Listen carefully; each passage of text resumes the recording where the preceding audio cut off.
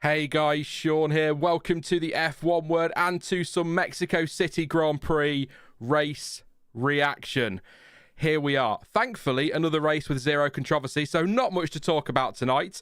Hope you all had a good one. Hope you enjoyed that one. You can, of course, vote, as always, in the poll. How would you rate the Mexico City Grand Prix? Great, 33% at the moment. 56% say good. Okay, say 8%. And bad, say 3%.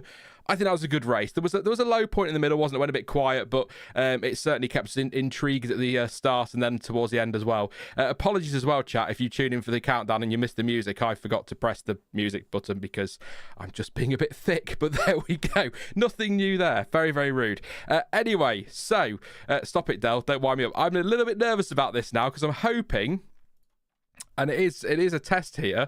I'm going to say a very good evening to Stuart. Has Sean set this up properly? Hi, Stuart. Hello. Can you hear me out there? I think we're working. Oh my God, did I get something right finally? New PC, so yeah. Yes. Did you enjoy that one? I just said I would rate that good. I think there's a bit of a dip in the middle, but actually pretty intriguing throughout. Yeah, I rated that good as well. I really enjoyed that. There was a lot going on, obviously, a lot of stuff going on at the front that was very interesting, but actually a lot of overtaking, a lot of battles through the field, some offset strategies and some just interesting things happening. I didn't actually feel the lull, particularly this race. There was always sort of some little battle going on somewhere or something. So yeah, that was some good fun and definitely plenty to talk about. Yeah, I don't know about yours, Stuart, but my notes descended into chaos very bloody quickly. So just a quick heads up. If you are fans of Sauber, Aston Martin, Alpine, and yes, indeed, Haas, there won't be much today. Also, usually we do the top three and then go into point scorers and the rest. We're actually going to mix it up a bit today because I don't really want to talk about that incident with Verstappen and Norris when we talk about McLaren and then again with Red Bull. So we're actually going to do, weirdly, the top two teams, then Red Bull, then we'll go into Mercedes and go from there. So that's the best way to do it rather than just constantly repeating ourselves. So, Stuart would have been quite to start with because I learned my mistake from Freddie. I turned it down. I didn't turn Freddie down. I left it full whack and he nearly blew people's eardrums off. So I just eased you up there, Stuart. So I think we're okay now. But we will start for the second week in a row, might I add, with Ferrari, which is lovely. Let's enjoy this nice, calming moment of Ferrari brilliance. Fantastic drive from Carlos Sainz, Stuart, all weekend. 2 laps good enough for pole position yesterday. Was beaten off the line by Max Verstappen. Cut the corner at turn 1, of course. After Max left him, no room on the outside, one of those first corner things like we saw at Austin, gave the position back and then a lap or two later managed to get back through, took the lead and frankly never really looked back. It was a pretty dominant display. Got a little bit, as a Ferrari fan, a bit squeaky bum time at the end because Lando Norris was getting quite quick and was closing that gap down. He'd already got Leclerc, of course, and I thought, oh, here we go. Is it all going to fall apart at the last hurdle once again? But no, Ferrari, a win. Second weekend in a row. Carlos Sainz, great drive, and I'm really happy for him as well because he is leaving Ferrari at the end of the year, and if this is his last win at Ferrari and his last win for a while, it was a fantastic performance. So congrats to him and very, very happy for Ferrari, obviously. And it's put them second in the Constructors, Stuart. It's I'm starting to believe. I mean, even I'm starting to believe at the moment. And it's a very dangerous game to believe in Ferrari over the last decade. But actually, it's all starting to swing their way. We had a period of time this season where we had our Red Bull area, then swung towards McLaren, and they seemed to be kind of leaps and bounds ahead. Really, they were losing races only to themselves, and we thought, well, it's going to be a McLaren push to the end of the season. But now Ferrari have raised their game, and at the moment seem to just have the edge on McLaren. We'll see if they can keep it going. I think this weekend, sort of McLaren have made more mistakes than they should have actually, and left the door open a little bit for Ferrari. But to focus on Ferrari and particularly Carlos Sainz, he won this fair and square. He grabbed pole by not making any mistakes and doing an incredible lap. Lost the lead off the start, as is a precarious thing to do with Max Verstappen right next to you. But yeah, won the position on track, overtook Max Verstappen fairly but hard. and then just sort of drove off and drove quite a calculated race. Seemed a little bit worried about people behind him for a while. He was worried about um, Charles, sort of in the beginning stages of the race, about Charles being a bit too close to him. He got worried about that Ferrari were pushing the pace a bit too hard, but I don't think at that time he realised how fast Norris was coming up behind them in the end there. But yeah, very measured. And actually, one of these races that sort of, and I'm not saying any of his race wins weren't fairly won, but a lot of Carlos's race wins in the past have sort of had some kind of thing going on. There was Verstappen having a car breaking down earlier. There's been some sort of weird strategy things happening sometimes that have allowed the race to come to Sainz. But this time, pole position, overtook for the win, drove off into distance, looked really strong today. And I think, yeah,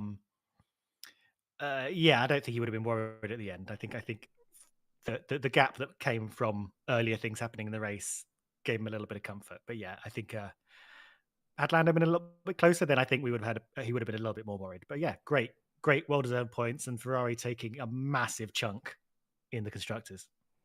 Yeah, I mean, Sky saying post race they're maybe putting Ferrari as favourites for the constructors, which I was like, steady on, guys. Let's calm down. We just started winning again. Let's not start talking about that. But it's they've got a shot, and that's it. And I think I pretty much agree with everything you said there. I mean, sort of going back to his wins, like you say, Verstappen having a mare in Singapore, the retirement in Australia, and there's always been that sort of, oh yeah, but this happened, or this driver wasn't quite on the ball, or he was, Singapore was defending well rather than all on. But this was all about pace and performance, wasn't it? That's exactly what it was for Carlos Sainz today. Great qualifying yesterday. Disappointing to lose the lead, but that's not a massive surprise in Mexico. Pole position is not the best place to start, weirdly enough, because of that slipstream, that near 1 kilometre drag down to turn one. More often than not, the leaders are going to get attacked. So to get it back, a great lunge as well on Verstappen. It was just a very good drive from Carlos Sainz, and I can't fault him at all. And the nerves at the end were more from me than Carlos, I'm sure. I'm sure he was managing the car quite nicely and had it under control. But yes, congratulations to Carlos Sainz. It doesn't bring him into play for the Drivers' Championship. I did see somebody ask that question earlier. No, it's a little bit late now for Carlos Sainz. But hey, if they all start crashing at the front and he can keep picking up the pieces, who knows? But no, constructors for Ferrari is definitely on. No doubt about that. I think they've got a great shot at it, and be interested to see what happens when Piastri gets back on form. He had a difficult weekend this time. We'll get to him shortly. There's been some ups and downs at McLaren. We know what's happening at the front between Verstappen and Norris. We will definitely get to that in a moment. But Ferrari seems to be just quite happily chipping away at points. Some big results like last weekend and this weekend. There's a chance, and it's my favourite race of the year next as well, Brazil. So very much looking forward to what's to come. And hopefully another Ferrari double podium, maybe a 1-2 will be even better. Charles Leclerc today overtook Norris and Verstappen as the two went off track. Again, get to that in a second. Pitched end of lap 31 to cover Norris, end of lap 62, tried to get a good exit from the final corner. I've put here twitch, which I think is possibly understatement of the season, and nearly stuck it in the wall. And we're talking very, very nearly in the wall. I think that the rear camera showed the left rear was so close to just catching that barrier. That would have been a massive accident had that happened, but managed to catch it, which is a good catch, I suppose. Pitted late on to go for fastest lap. Was looking pretty good for second place, I think, all race, though. I wasn't... I sort of sat there watching them and thinking, I think we've got this under control, lads. I think we're all right. I didn't think Norris had the pace, and then I think Leclerc's tyres maybe not in great shape, having to push quite hard because Norris was pushing hard. Then Norris's pace picked up as well, and it kind of all fell apart from there. But it's still third place, 16 points with fastest lap, and his car's still in one piece. Because I tell you what, Stuart, I said I was nervous about Carlos Sainz out front. Oh, did I jump out of my chair when I saw him twitch there at that final corner? I thought this was going to be huge, but good save, we'll say. Absolutely. For a split second there, I thought he was going to be in the wall and race over. Masterful catch. Shame he had to do it. I think a little bit too hasty on the throttle coming out of what's already been quite a slippy, tricky corner. That big, long, I think it's Nigel Mansell corner now, isn't it? Final corner. Yeah, it used to be the Peraltada. Yeah. Yeah, lucky to still have third. But again, he had a great race. He sort of looked like he was maybe going to be challenging Sainz up the front early on, but then that gap opened up quite a bit, and it never. There were times in the race where he was faster than Sainz, but I think Sainz was sort of managing the pace as a race leader is entitled to. I don't think Carlos was too worried from Leclerc behind. So yeah, I think yeah, unfortunately, the sort of delta in tire wear is what caught him out at the end, and Norris was able to catch him. But I think he'll still count that as a good day in the office, even if he was a bit disappointed that he couldn't do better today. Um, Sounded like he was being waterboarded on lap 15, I think, when his drinks bottle seemed to be malfunctioning and just pouring into his mouth whenever he went around a corner. From what he was saying. Um, that seemed to be the most of his problems really today, and I think him and Carlos will be buoyant. I think coming away third, disappointing, but just off the back of these last two races, I think they're looking forward to having some fun the rest of the season and have something to fight for. Probably not drivers' titles, but getting this constructors' title and getting some race wins in the rest of the season looks very much on the cards. And that's not something I thought we'd be saying even a few races ago, to be honest. This has been a very strange and very excellent season in terms of the state of play changing and not knowing what's coming next. I think if we were talking about mid-season, the talking point we bring up every race was Ferrari looked strong at the beginning, but they've kind of ebbed away again. That seems to be what they do every year. But Ferrari coming back again, that's something new. Haven't been competent. 84 points, I believe they've scored the last two race weekends. That's impressive stuff. And yeah, I know what you say about the season. I can't. If you'd have gone back to, I don't know, maybe the fifth or sixth reaction of the season, I don't think anybody predicted what has happened. Really, I mean, I know Max won in Spain, but really since around Canada, maybe just before, maybe Miami, some might say, it's just been all over the place. Red Bull looked like they had it all in the bag, and then McLaren came on strong, looked like they were going to turn it around. Then Mercedes came out of nowhere for a bit, and then all of a sudden Ferrari have gone, "Hi, we're here." It's sort of, wow, where were all of you at the start of the season? Imagine this for a full year. We may even get in next year, but yeah. Back to the point, great drive from Charles Leclerc. Great's maybe pushing it, actually, based on last weekend where he was absolutely superb, but a very good drive to get third place. Frustrating not to get second, definitely. Carlos Sainz, though, the hero at Ferrari. Apparently 90... Oh, of course, yeah, we had the sprint as well, so 96 points for Ferrari over the last 2 weekends. Matthew was saying, of course, I forgot about the sprint. Thank you, Matthew. It's amazing how often I forget about them. Wishful thinking, maybe, I don't know. Maybe. Yes, so... I suppose we're going to have to, aren't we? There was a bit of controversy. We'll move on to McLaren. We're going to do McLaren and Red Bull together because they just kind of do work together at the moment, don't they? Then we'll do Mercedes in a bit. But yes, so first lap, Lando P3, Max takes the lead. Good start from Verstappen, to be fair, to get that move done. A bit aggressive in turn one, but then no great surprise there. And then it's a couple of laps in, I think it was, wasn't it, Stuart? We had this moment at turn 4. Norris got the run, went for the outside line, was absolutely ahead. Well, not ahead, side by side. Sorry, it wasn't the same as Austin, where Max was ahead at the apex. This one they were, I think Karun Chandok said absolutely level. The shot he showed, I think Lando just ever so fractionally ahead, but we'll call it level. Max then gives him a bit of a bump, sort of a bit of rubbing his racing. That sends Norris across the grass, who then takes the lead, funnily enough, and then has to back off and let Carlos Sainz back through. And that one for me, honestly, I'd call that a 5-second penalty at most.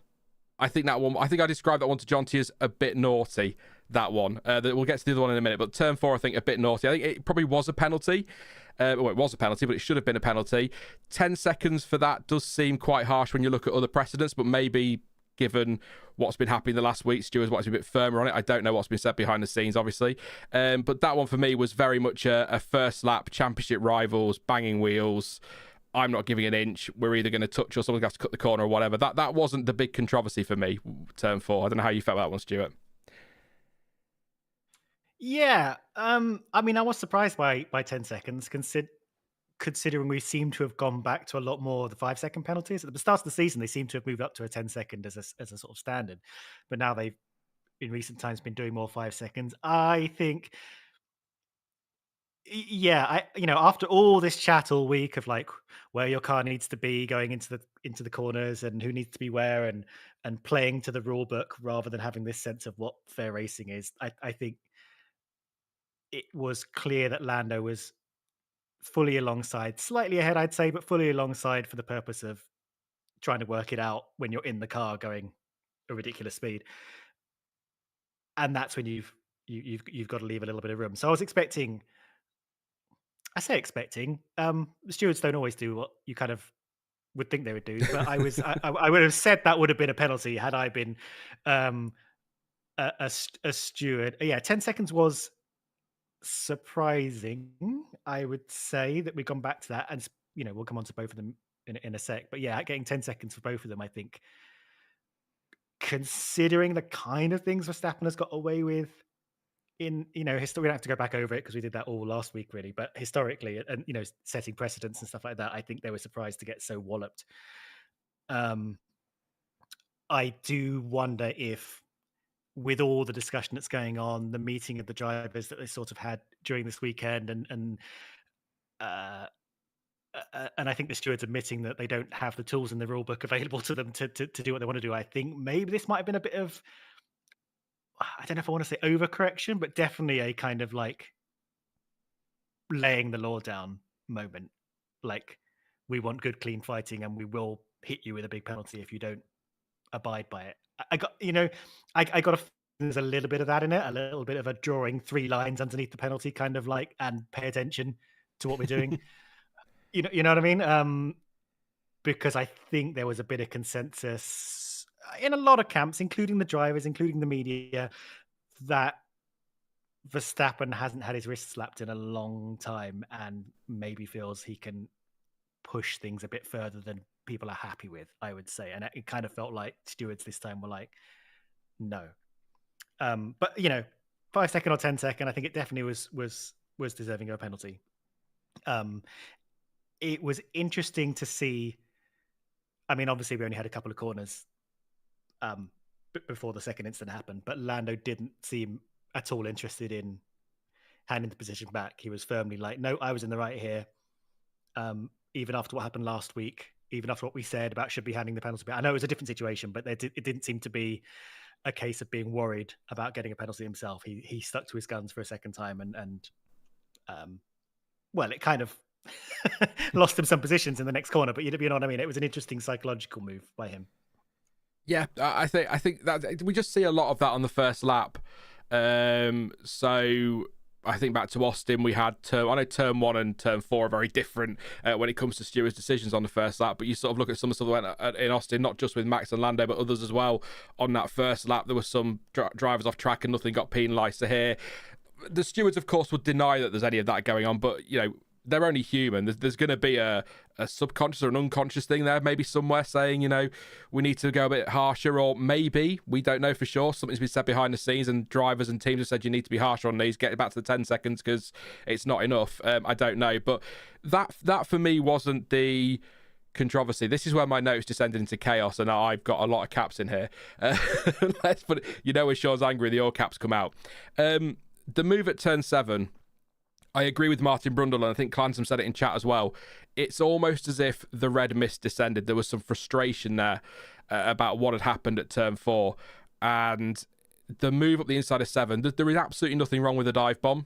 Go for it. We love it. Daniel Ricciardo used to be the king of it, didn't he? We love a dive bomb. But turn 7 is a very risky move.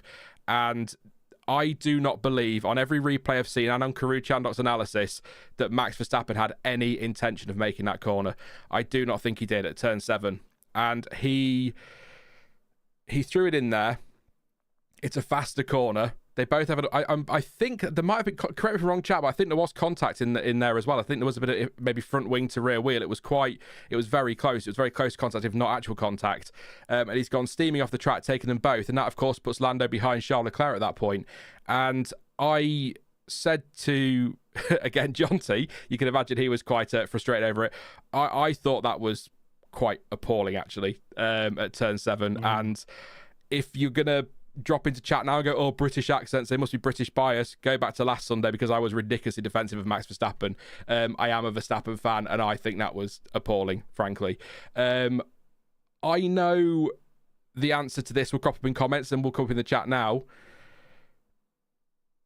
It's not in his nature, and I get that, but Max Verstappen has everything to lose at this stage of the season. Lando Norris has nothing to lose. what he needed to do at that time. Easy with hindsight, I know, but and not when you've got all that frustration in the cockpit. But what he needed to do is tuck in behind Lando Norris, bank 4th place on lap 10, by the way, or something like. He had like 61 laps still to go, or something like that. Bank those points and wait to see what happens. Worst case scenario, without all of that, he's 4th today and drops 3 points to Lando Norris based on how they all finished. That's what he needed to do. And that, for me, is why I've written all over this. Well, I won't use all the words. What is he doing? Why has he done that? That's frustration. That's the Max Verstappen that, last Sunday, lifting off to go into the corner to the apex first. I think that's smart. I think he's playing the rules. He knows how to play the rules. That, for me, people won't like it. I think is pretty smart. I wouldn't go as far as genius. I think one journalist called it this week, but I think it was pretty smart of him. He knows how to play the rules. This was not. This was back to just frustrated Max Verstappen. Send it in. If we collide, we collide. We're both going off track. You're going to have to get out of my way. I don't like that. And actually, Martin Brundle, again, made the point, because he's quite a Verstappen fan, isn't he? And he actually made the point, he doesn't need to do that as a driver. We know how good he is. We know how quick he is. We know he can overtake. He doesn't need to make those decisions in that moment. But heat of the moment, red mist descended. That's what's happened there, I think. And it was just really bad driving. So the funny thing, if you want to say it, I think 10 seconds was really harsh for turn 4. I think that's 5 maximum. But you could argue 10 seconds wasn't enough for turn 7. So maybe the 20 seconds, as crazy and harsh as it might seem to some, maybe that does balance out. I know that's not how penalties work, but maybe that is how it balances out. I don't know. But I was really... I can't say I was surprised at turn 7, because we've seen it before. Not at turn 7, obviously. We've seen it before. But I couldn't quite get my head around why. But then I'm not a triple world champion. I'm not Max Verstappen. I'm not racing hard for another title. I'm not, I'm not frustrated. I've not got a car that's there. I'm sat at home watching it, so it's easy for me to say that. I get that, but just kind of, it's not in his character. But you kind of get what I'm saying, Stuart. Tuck in. I feel like if that was Verstappen versus Hamilton and the boot was on the other foot, Hamilton would have tucked in, taken the 4th place, and played the long game with a 61 laps still to go in the race. Do you get what I mean? Yeah, and I think in a way that makes a lot of sense. Especially when you're not furious in the moment for whatever reason. I think it's tricky to say here because I'm not obviously in Max Verstappen's head, and this maybe sounds like I'm going to tar Verstappen with a brush of malevolence, which I don't really intend to. You're right in that Norris has, in a way, got nothing to lose. Verstappen has. But if they crash, that's a net Verstappen win. And I'm not saying Verstappen intends to crash, but I think that's a scare tactic, I think, of if you don't move out of the way, we're going to crash. Sure, we both don't score points, but you need to gain points on me every single race, so you can't afford to crash. I can't afford to crash, kind of thing. I'm saying that I'm not saying he intends to crash or cause an incident and everything, but I feel like perhaps there's an element of he's going to blink first because he has to thing. But all that being said, it was very blatantly just creaming it off the corner, pushing them both wide, having no intent of making the corner, and it was a very indefensible and not the kind of clever manipulation of the sort of what's essentially kind of a loophole in the rules that he manipulated last week, because they seem to have not written a rule that allows you to defend and forcing you to stay on track.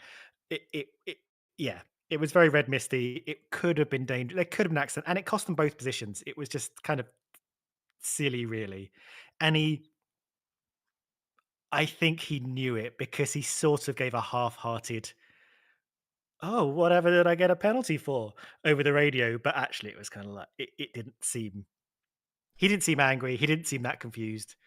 Probably knew it was coming. Maybe. I think he knew something was coming. I think he might have been surprised that he got 10-second penalties for both incidents. But I think he kind of knew what was on the camera. I mean, to be honest, Perez seemed more surprised that he got his penalty for a full start when he was about 400 feet ahead of his grid slot. Yeah, I would say I don't think the 10-second penalty for turn 4 would seem that harsh if we hadn't gone through a period of going back to 5-second penalties for whatever Hmm. reason.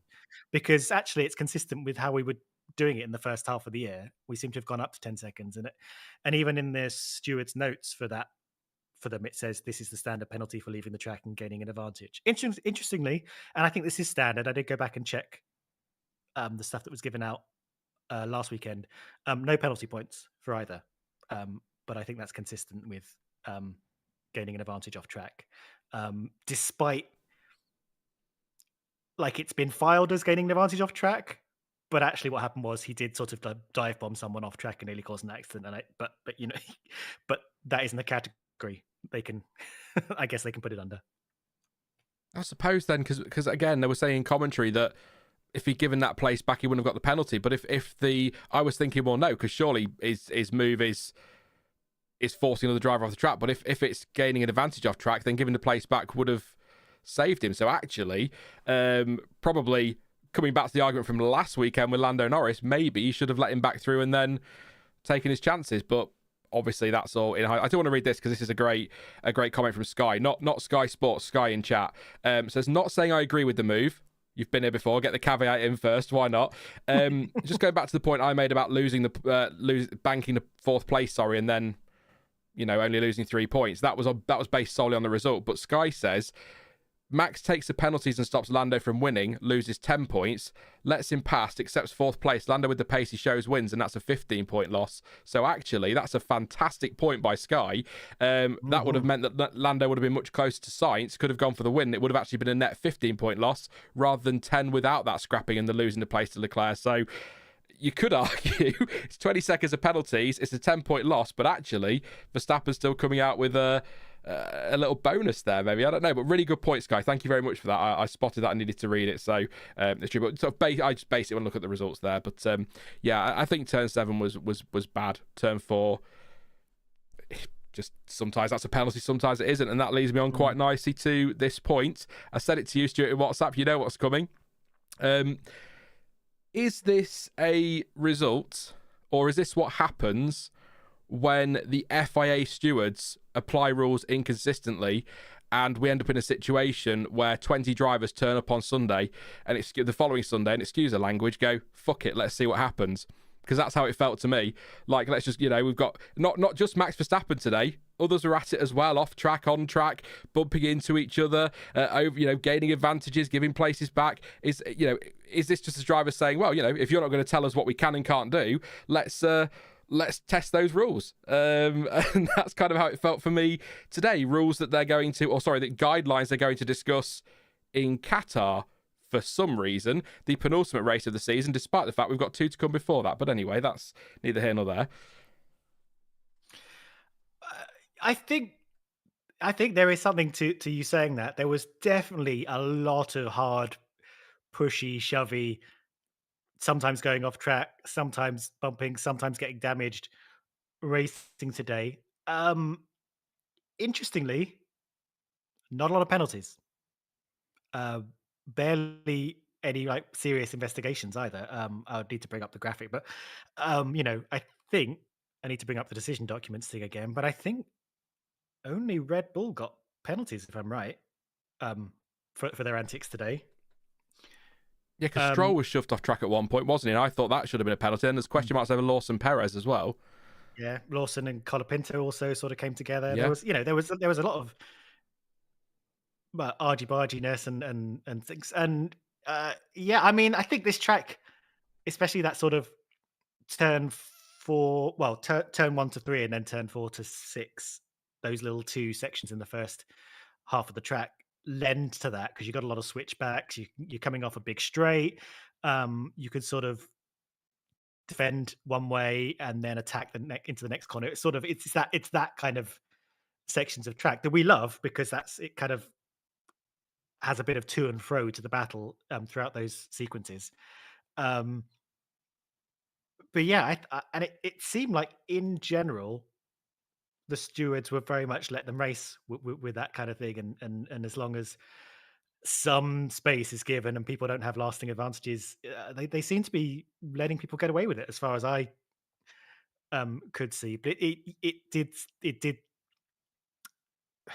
We can't say for certain, but it did sort of feel that way of like, well, let's push our luck if this is what racing is. Let's see. But it's hard to say. It might be that kind of track. We'll see what happens next week as well, especially in response to what happened here when we're seeing 10-second penalties being back again.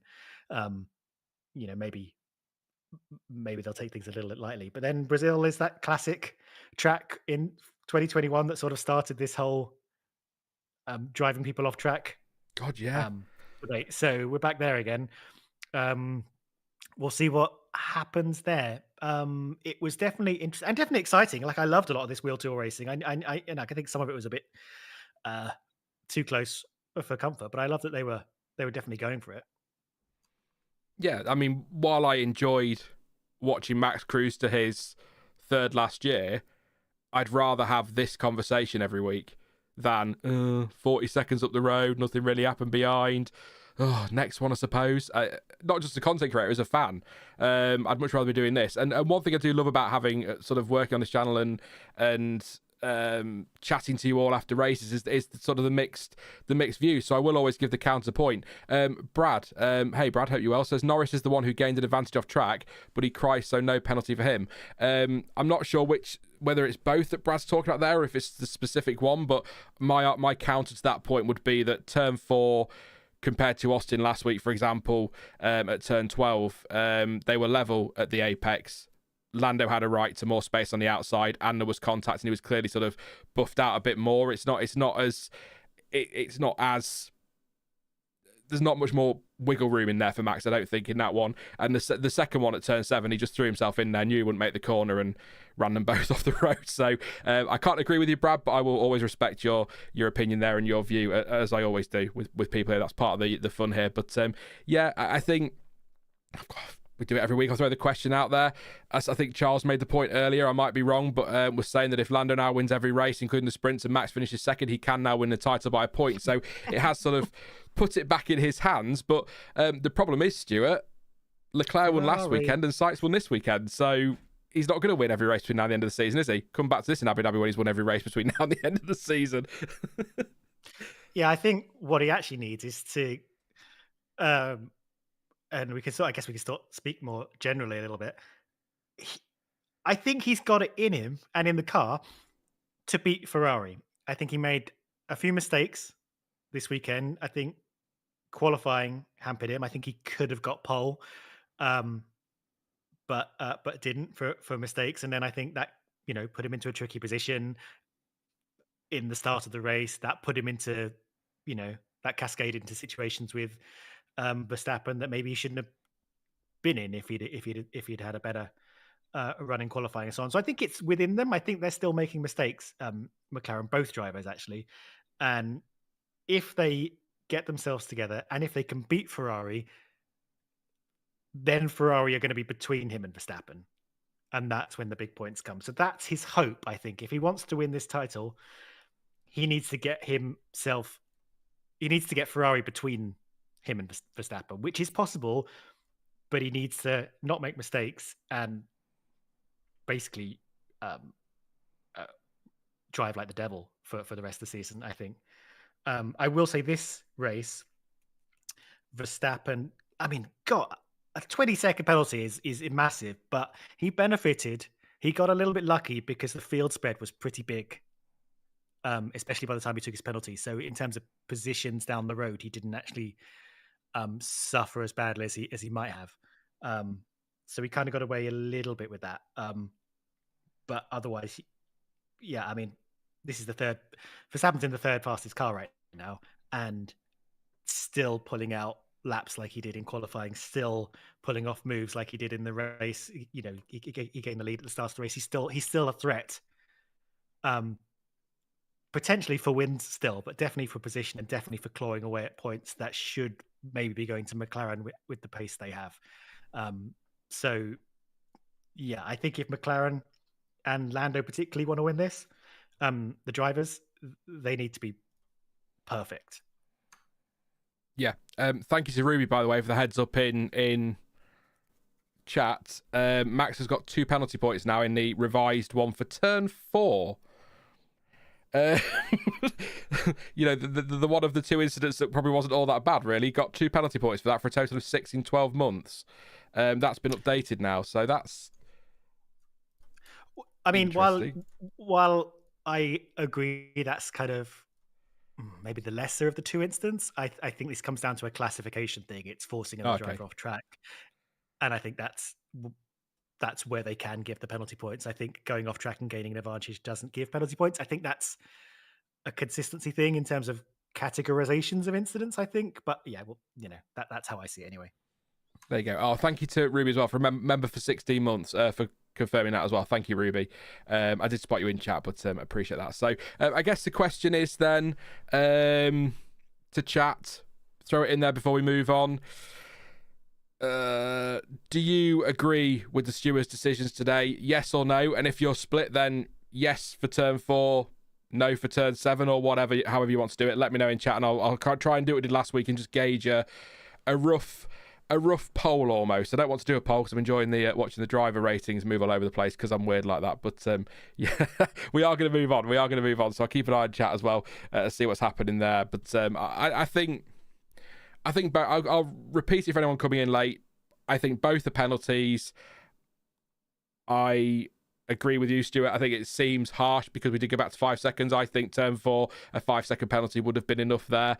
But turn 7, I've got no defence for him, which I shouldn't have. I'm going to be. I have my favourite drivers. I have my favourite teams. I've still got to be balanced on this one, so I've got no defence there. So there we go. Raul says no, and no, it should be harsher. Raul's not happy. A lot of, I don't know what you to a lot of people saying yes. The Max says 10-second penalty for Ocon.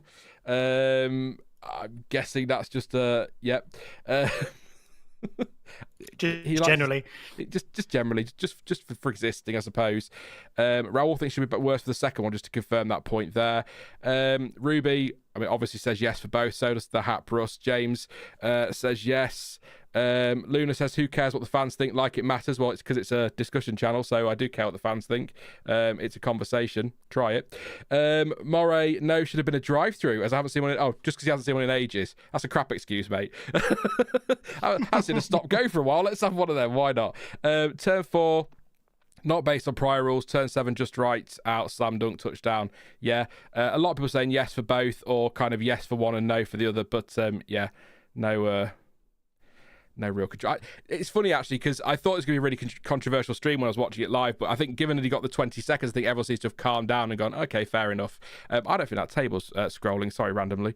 I'll sort that in a moment. But yeah, let's move on. We've talked enough about that one. We'll be here all night because I could just waffle about these things, as you know very well. Let's wrap it up with the other 2 drivers who raced for those teams. I will say, actually, Lando Norris, by the way, very quickly, it wasn't just about that incident, was it? No. Super quick towards the end. I kind of felt, like I said earlier, that he had lost out to Ferrari. They had it in the bag, but then it was actually he came back really strong towards the end and got Leclerc. And obviously, as Charles pointed out, when you consider the time he lost with Verstappen, could he have fought for the win today? So there could have been more on the table, but second place is a good result, and obviously that championship fight as well, it's giving him a big advantage. Passed Leclerc nicely as the Ferrari nearly slammed into the wall. Didn't lift off at all. I'd have been slowing down and all sorts. So there you go. Just a really good drive from Lando Norris, I think. Max Verstappen, what else did I have him? This is just all him, really. Complaints of a lack of grip, tyres not working. The hard tyre doesn't work well on that Red Bull, does it, at the moment, it seems. Had the nice little battle with Sainz early on, but never really had the pace to keep up. I think Red Bull probably in the hands of Max Verstappen, 3rd fastest car this weekend, and possibly even overall at the moment. And he's just going to have to wring the neck of it to try and get this championship over the line. But yeah, anything in your notes on Norris and Verstappen? Most of mine is just made up of the incident because I was just like, Yeah, I think solid race from Norris generally. Good pace. I think did as well as he could. Didn't have the pace. Well, no, he did have the pace of the Ferraris for most of the race, but he didn't have anything more than that. So it kind of just got just kind of sat behind them for quite a while. But I will say, I think it's worth noting, there is a pattern with these McLarens, and they are better on their tyres across their life. So we've seen this several races now where McLaren start to come alive at the end of stints when when tires are fading much more aggressively on other cars. So if McLaren are behind, which they were, they will start to come back at them towards the end of the stints, which makes things actually quite exciting. And as we saw here, like a lot of the race, he was sort of 6-7 seconds behind. Leclerc got to sort of 4 or 5, and then just closed up on him and put pressure on him and got past. And I imagine we're going to see more of this as the season goes on. So I think there's this really interesting element of like, even if McLaren are behind, I think you still have to watch out for them as the tires reach the end of their life. I think they're going to be there, and that's the kind of stuff happened today in both drivers actually. Yeah, they're definitely much better on the tyres, aren't they? I've sort of, the pattern I've noticed is when you sort of look early race, today aside, they do sort of seem to drop, or Lando seems to drop sort of a second and a half, 2 seconds off the car in front. And I wonder if that's sort of their period of the race where they look after the tyres a bit, so they know they can have a bit more, they can run longer in each stint and have fresher tyres in the final stint, and they just seem better on the tyres. So, and obviously F1 is massively about tyres, which we love, of course. So it's not a surprise to see him coming on strong as the race went on, but I think there's still a bit of what could have been on the table for him. But I still think a really strong drive from Norris again today. And I think, to be fair to him, Verstappen recovered well as well. 6th place, not epic, of course. It's a big hit in the championship, but a weekend where they've said they just didn't have the pace. He said it after the race. Good in qualifying, nothing in race pace, which is interesting because Helmut Marko apparently told media that they sacrificed quali pace for race pace. So something's not right there. Either he's got mixed up or things just haven't worked out as expected. There you go. But I think Brazil could be tough for Red Bull because it has been in the past, hasn't it, at times, a bit up and down for them, but then they have also won there, so maybe not. But I'm looking forward to Vegas, Qatar. I think that's going to be a quite a close battle again. I think we're just going to be close to the end of the season. So there we go. We shall we shall roll on. I'm just going to waffle otherwise and try and find things to talk about with these two. I'll just add quickly on Verstappen, shenanigans aside, I think he did really well to recover from a dreadful Friday in which he got almost no running, and then Saturday, bam, straight out, brilliant qualifying race. Other than what we've discussed, did a pretty good job. The car wasn't quite as good over the whole life thing, but actually, yeah, I think he had a nightmare Friday and just came back swinging. Yeah, good point there. Good point. That's it. Actually, I will say if they can't fix that power unit issue, he might have a penalty to take later in the season if they need to fit a new one. So there could be another twist there. We shall see. Time will tell. Super quickly then. Sorry to both drivers, but this could still take a while on one of them. But we need to get through these two now. We've got 42 minutes, so it was always going to dominate. Was that incident? Oscar Piastri, he finished in P8 today. Good recovery, I suppose. Shouldn't have been down in P17 anyway, really, in that car. That's a statement you need to get ready for the next driver as well. Spent a bit of time stuck behind Liam Lawson, said over the radio, pull me out of this shit. There you go. On lap 33, but got past the Red Bull at turn 4 on lap 34 and pitted on lap 39 from P7. Just seemed to be involved in little bits here and there as he sort of came through the field. Not a massive surprise, really. Just a bit disappointing overall, I think, for Piastri this weekend. Qualified, where was he in qualifying? Down in 17th, wasn't he? Knocked out in Q1. Norris needs him up there. He wasn't this weekend. So 17th to 8th is a good recovery, but it's not really where he should be, as we know. And he will know that. He's not stupid. So frustrated for him. But again, not awful to get back to 8th place. It's just not where he needs to be, is the overarching point there, Stuart. Yeah, that qualifying really just ruined everything, didn't it? It happened just the wrong moment on his last run in Q1.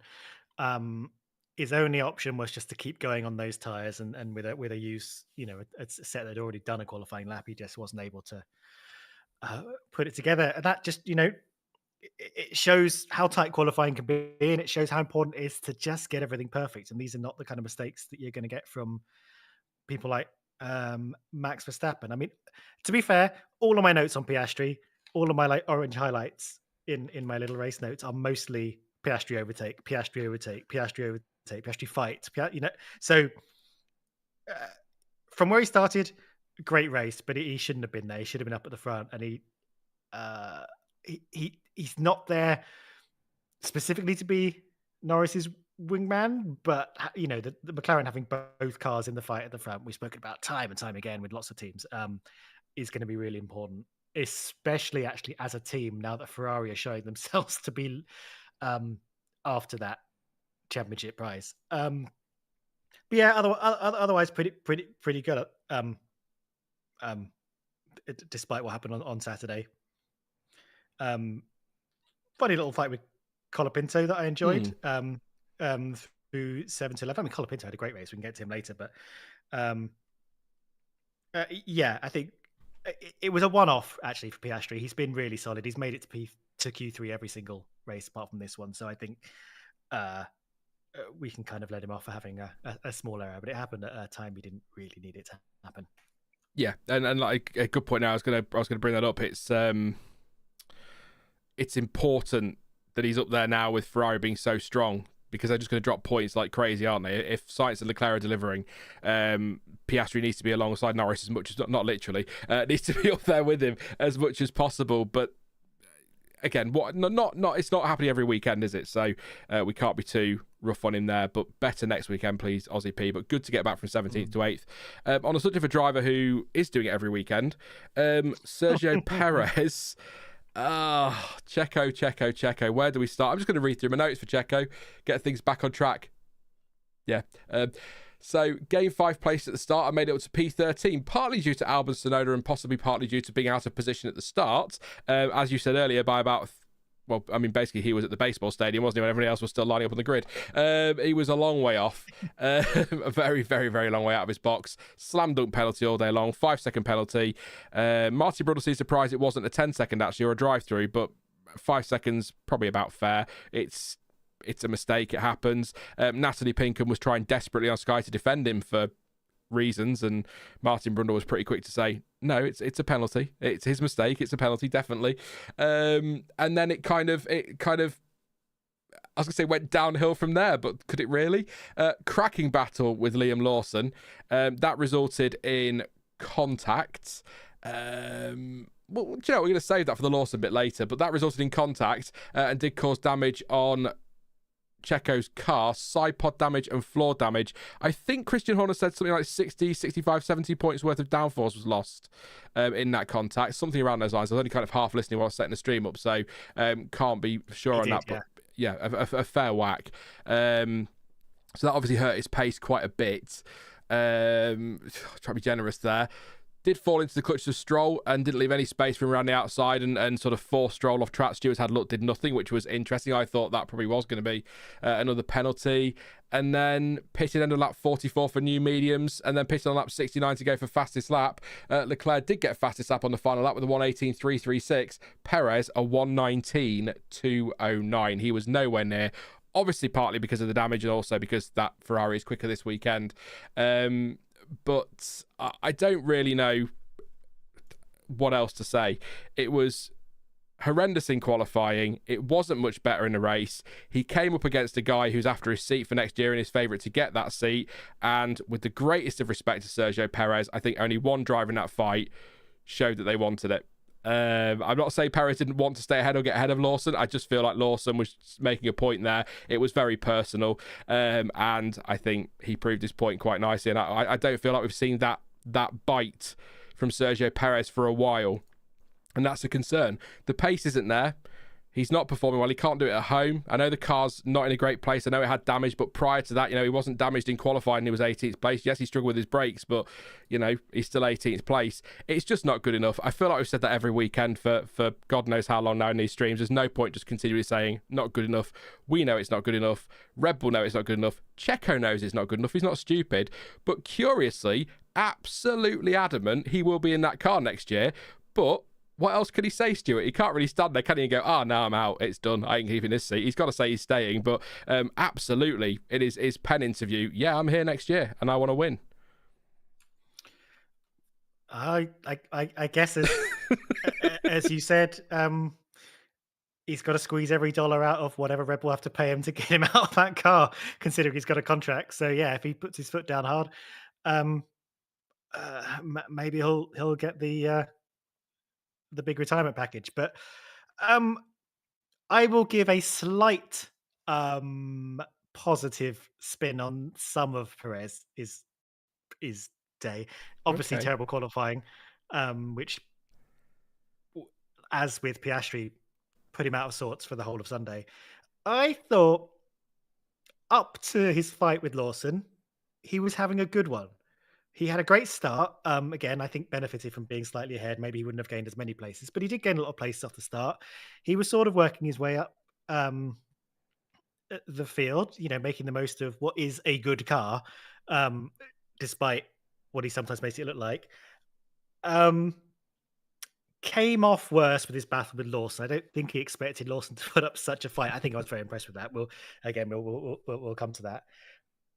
Did get damaged, and I think that really hampered him for the rest of the race. I don't know. You never know if how much he was suffering was as much as Christian Horner says, because Christian Horner does tend to come out to the media afterwards and say, "Oh, all their bones were broken. It was so unfair. Everything's No terrible for wheels. us." There was no but yeah, I think he was suffering from some issues with the damage.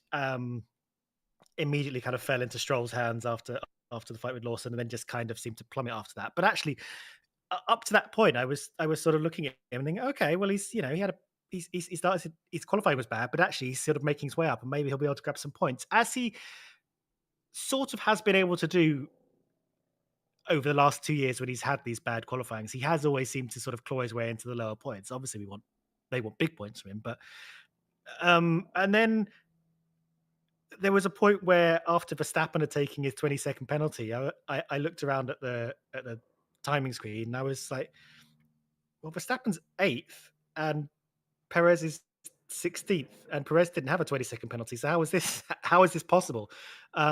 Yeah, I think it might have been a bit of damage, but again, this is just weekend after weekend after weekend, and it's well, look, Red Bull are probably going to finish third in the constructors. McLaren had a bad weekend and they scored as many points as Mercedes. Red Bull scored the same amount of points as Haas this weekend, which is saying a lot about what's going on with them at the moment. They, even if Perez managed to win this who were just behind Verstappen or just ahead of Verstappen on track, just due to having a good qualifying, they could have at least clawed onto some of their remaining points. It's just costing them, and it's going to cost them next year if they don't do something. I mean, bringing up Lawson into that seat or Tsunoda, whoever, would be a big gamble, but they got to try something.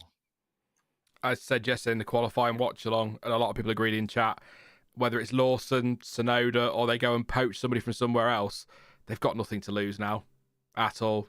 They're going to be third, like you say, which is probably positive spin for Red Bull fans. It does mean lots more wind tunnel time, so that's something, but ahead of the regulation change, so maybe that's not a bad thing, but financially not great. But yeah, I just don't think they've got anything to lose now, and a lot of talk about, does it happen end of the season or now?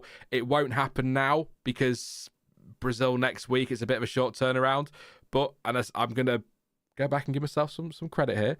I did say in the summer break and after the summer break when Perez was confirmed as staying, I think if you mentioned that stream we did, Stuart, actually, when we were talking about it all that had happened after that race before the break. There are 2 big breaks, the autumn break and then a 3-week break between Brazil and Vegas, where Red Bull have got their opportunity to make changes if they need to. So although Perez may well keep that seat to the end of the season now, I don't know. I think there's a very good chance that Lawson's got a shot at being in that car in Vegas, if not somebody else. So I said it yesterday. I like Checo a lot. I've defended him a lot.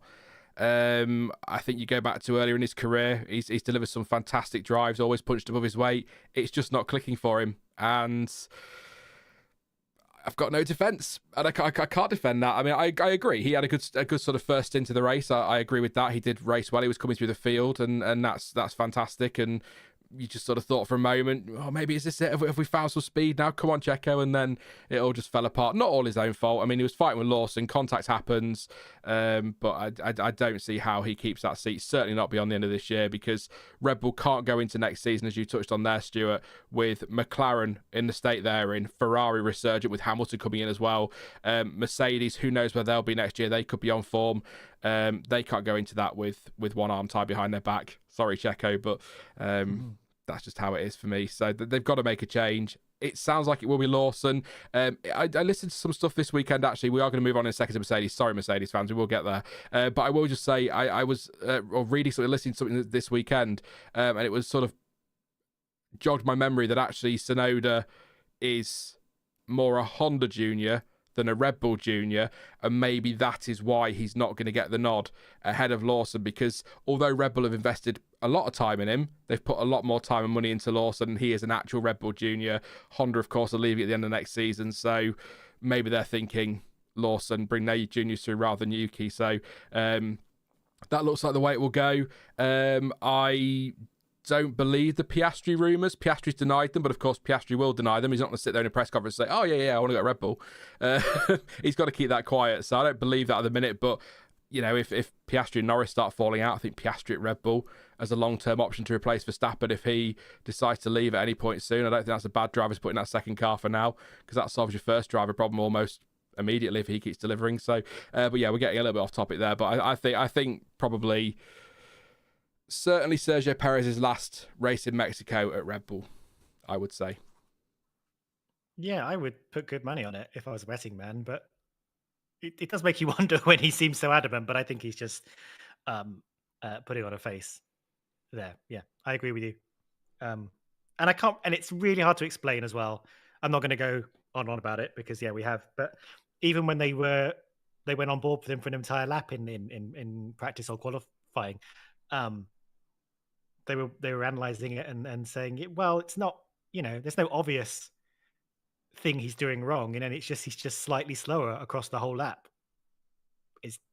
And we know he's a good driver. We've seen him across his whole career. There's just something not clicking, and it's just a big shame. We've been criticizing for a long time now, and it pains us to do it. Both of us, we do like him. We do think he's a good driver. We don't relish this. No, not at all. Not at all. That's just not who we are, is it, Stuart, at all? We're just not that kind of person, or those kind of people. We're not the same person. That'd be incredible to announce on stream, wouldn't it? We are the same person. It's a voice changer. That's all it is. That's the secrets of the stream. Anyway, we've been going nearly an hour, so I think we ought to move on. Please do leave a like, by the way. We're 13 away from 100. That'd be great if we could hit 100 as we move on to the next point. So, yes, please do drop a like and subscribe if you're new as well. Thank you to Samantha Morrison, who subscribed a little bit earlier in the stream. I think somebody else did as well, but you've not popped up on stream now, so apologies, but thanks for subscribing. And so everyone who joined the channel yesterday, actually, thank you for your support.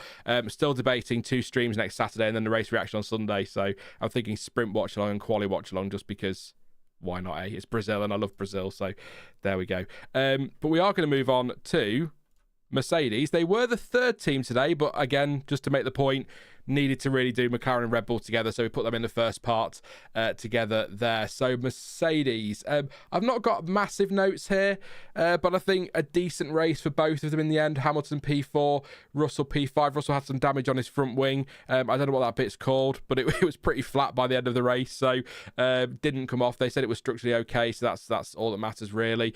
Did report some rain on his visor at one point and got us all excited, but it could have been sweat. It is George Russell, who knows.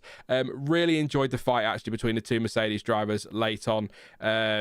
Surprised, as they were saying in commentary as well, that Hamilton didn't just sort of cruise up to the back of George and get past him given the pace difference, but it was a fun fight, very respectful in racing, very close at times, particularly through turns 4 and 6, I think, quite late on, some side-by-side action around lap 60. That was brilliant, and Hamilton finally got past on lap 66, but just good racing. They were kind of... They were a little bit no man's land, weren't they, Mercedes, today, I would say. They were never threatening. Ferrari, McLaren might have been able to put a fight up to Max, given the pace they were showing versus him later on, but maybe not. But they were clear enough of the Haas boys, who we'll get to, who have had an amazing weekend, by the way. But anyway, sort of no man's land-ish for Mercedes, I'd say, this weekend. But great points on the board. Yeah, and the big story really for them is their fight with each other, as you sort of detailed there. I think that was really good fun. I wasn't particularly worried at any point that it was going to come to blows. They seemed to be close but respectful, hard, but at all points knowing they both had to come home with good points. That they didn't seem that either of them had lost that kind of mission statement from their minds.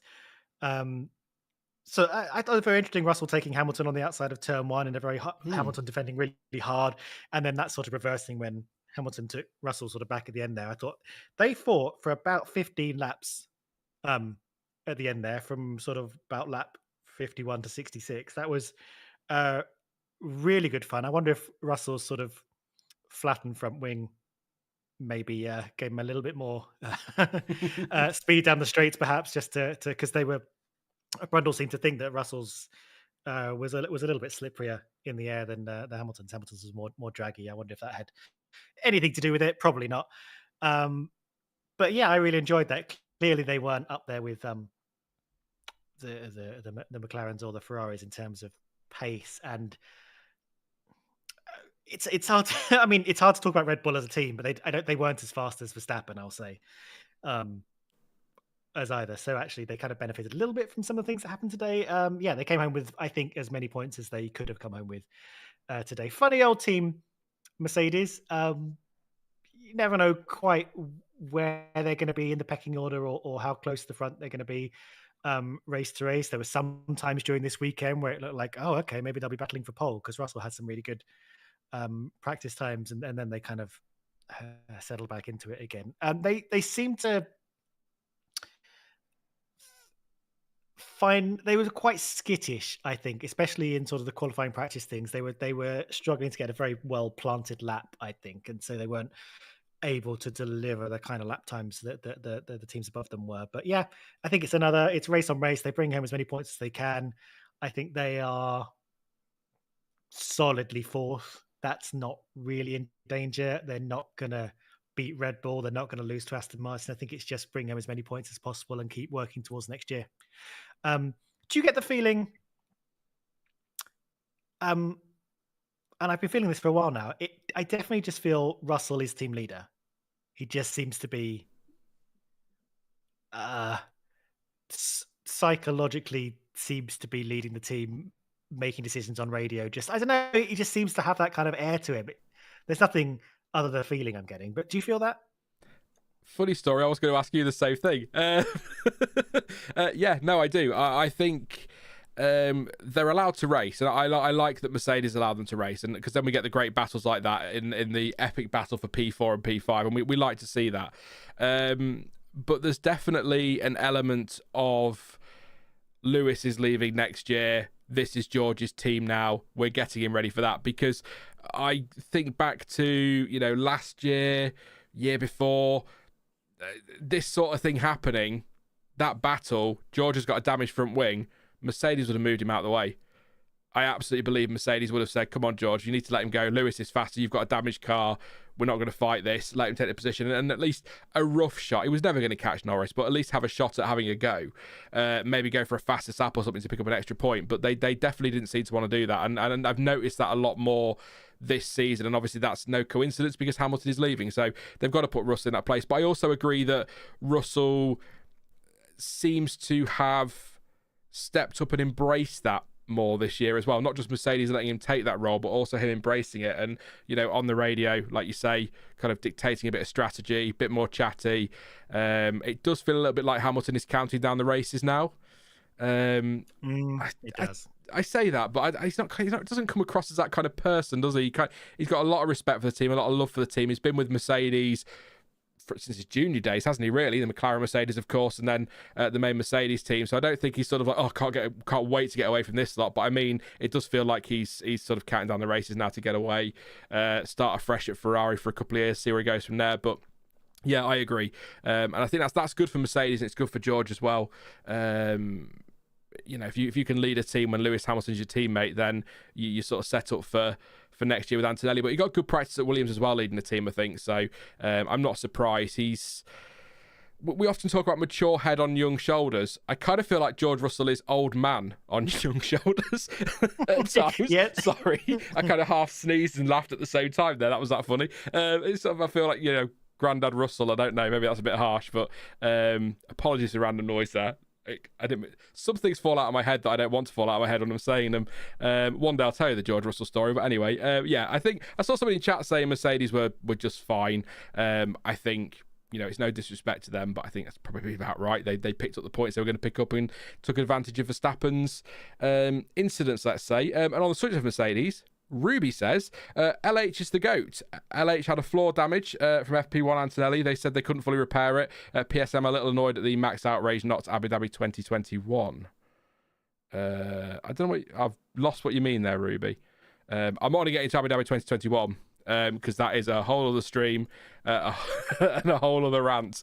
But yeah, thank you for your super chat, Ruby, and your support there as well. I really appreciate it as always. But yes, that's how I would sum up Mercedes. But yeah, good stuff. Enjoyed the fight.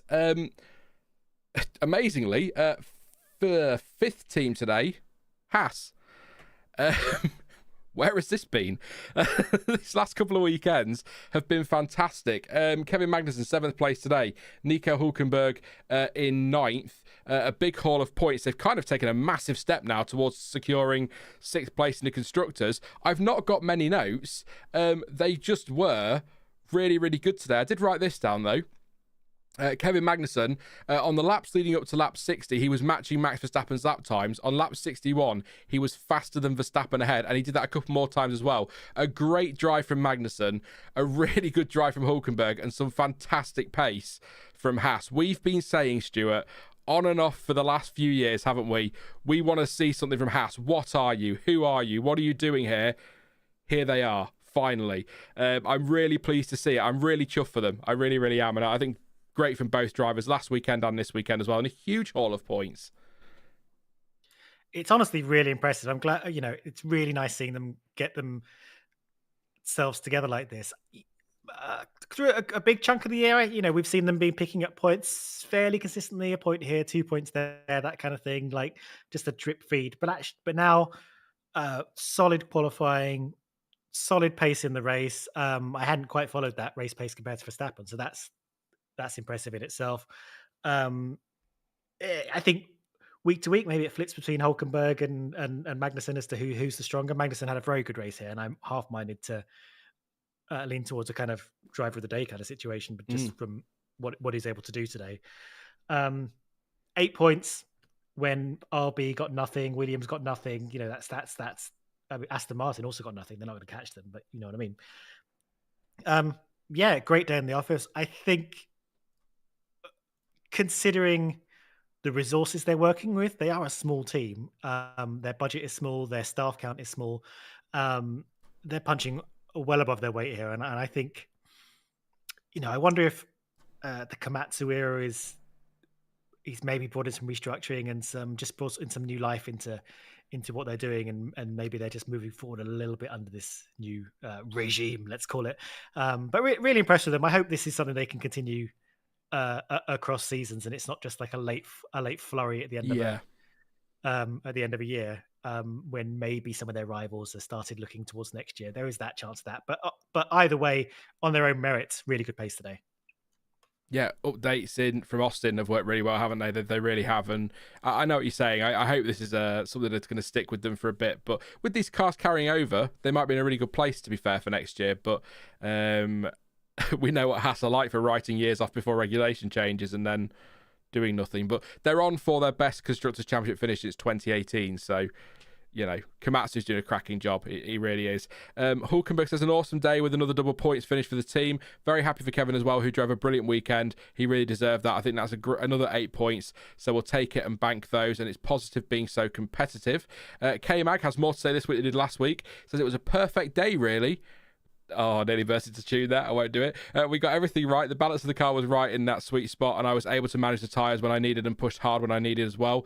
P7 is a better result than we could have hoped for because we had Piastri cruising through the field, and I just about managed to keep him behind. Yeah, that's the other thing as well. His pace was pretty strong. I mean, last lap, he was 4/10 slower than Piastri, but sort of in the lead up to all of that, he was very much sort of on Piastri's pace, which was so important. So great drive from K-Mag.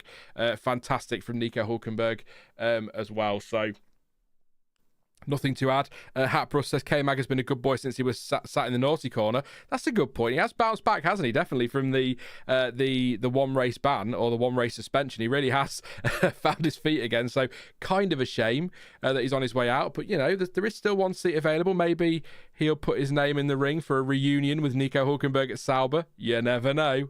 He's not going to, but that sounds like it's going to be Mick Schumacher. But there we go.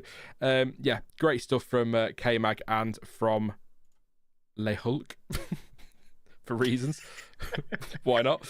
And the final point scoring team was Alpine, believe it or not, which you should believe because I predicted it on Thursday. I expected that. Pierre Gasly, next to no notes as you'd expect. Didn't see an awful lot of him sort of in the mix in the midfield. Good start and first lap to gain a couple of places to move up to P13, obviously helped by what was going on around him, although I think where was he? He started 8th, did he? So it won't have. No, that didn't affect him. Shut up, Sean. Slow first stop, though, which cost him some time today. So, 15.8 seconds off Hülkenberg. It wasn't going to threaten for P9, was he? So, great drive as well for Pierre Gasly. Esteban Ocon, 13th in the end today. I'm frantically trying to get to Alpine for a press release and see if we can find anything on their race, unless Stuart's got comprehensive notes. But I don't recall seeing Ocon at all, actually. No, I don't have a lot of notes on Ocon. He did a couple of overtakes. He overtook Show on he did, 28. Yeah. But, I mean, he started from the pit lane. He ended up 13th. That's a pretty good day from a pretty bad start, isn't it? I think Gasly had a pretty decent weekend, actually, for where Alpine have been lately. So, not great, but could have been worse. Gasly lost all of his positions in across the pit stops. To be honest, he lost the position off the line and was running 9th, and then kind of dropped back in the pit stops and didn't get any higher than 10th. But a point is a point, and I think it was a reasonable run for them. There's not much else I can really say unless other people have got some incredible feats. No. Fair enough. I've found the press release. It's taking ages to load because much like their car, their website isn't very fast. Ooh, burn. That's good. That's going to offend all the Alpine fans. There we go. So Ocon says it was a difficult and long race for us today. It's not easy to start from the very back, and although we had a few, it came from the pit lane, didn't it? So that's actually a decent drive, to be fair, to 13th anyway. I had a few fights to be able to move up to 13th place. The pace was not enough for us to reach the points. We have some work to do ahead of the next weekend to understand what we can improve. I'm very pleased, says Pierre Gasly, with the point today. It's only 1 point, probably the best we could achieve, but it's satisfying as it's been a few races since we last scored, and it shows that we are continuing to improve. After a strong qualifying yesterday, it was important for us to confirm that with a reward. So I'm happy with the team that we got 10th place. Says it was a close call in turn 1. We'll get to that shortly. I felt some contact, then I saw Yuki go off, so certainly quite fortunate to escape from that. From there, we just drove our own race and focused on managing everything as best we could. That puts them on 14 points. Closest to within 3 of Williams in the constructors, so maybe there's another battle to be had there. I don't feel like Alpine are scoring enough points for that. I feel like Colapinto and Albon are going to pick up more points than Ocon and Gasly before the end of the season, so I think Williams are probably quite safe there, but you never know. What is Brazil next? Apparently, I saw it in chat earlier, apparently it's rain all bloody weekend. Ooh. Thumbs up. Who knows? Alpine 1-2 incoming. And thank you very much to Brad for your super chat. Says you're the best, Sean. Thank you very much, Brad. Sorry I was frustrated with penalties to Max. Permanent stewards should be considered. Thank you very much, Brad. Appreciate your support. And don't worry, it's not. You can be frustrated. I know. I know you, Brad. You've been around a while on the channel, so I know you're not being weird with me or anything. So I just wanted to give you the alternate opinion I thought was important. So thank you very much, mate. And I do agree on the permanent stewards being considered. I know there are concerns about whether or not that breeds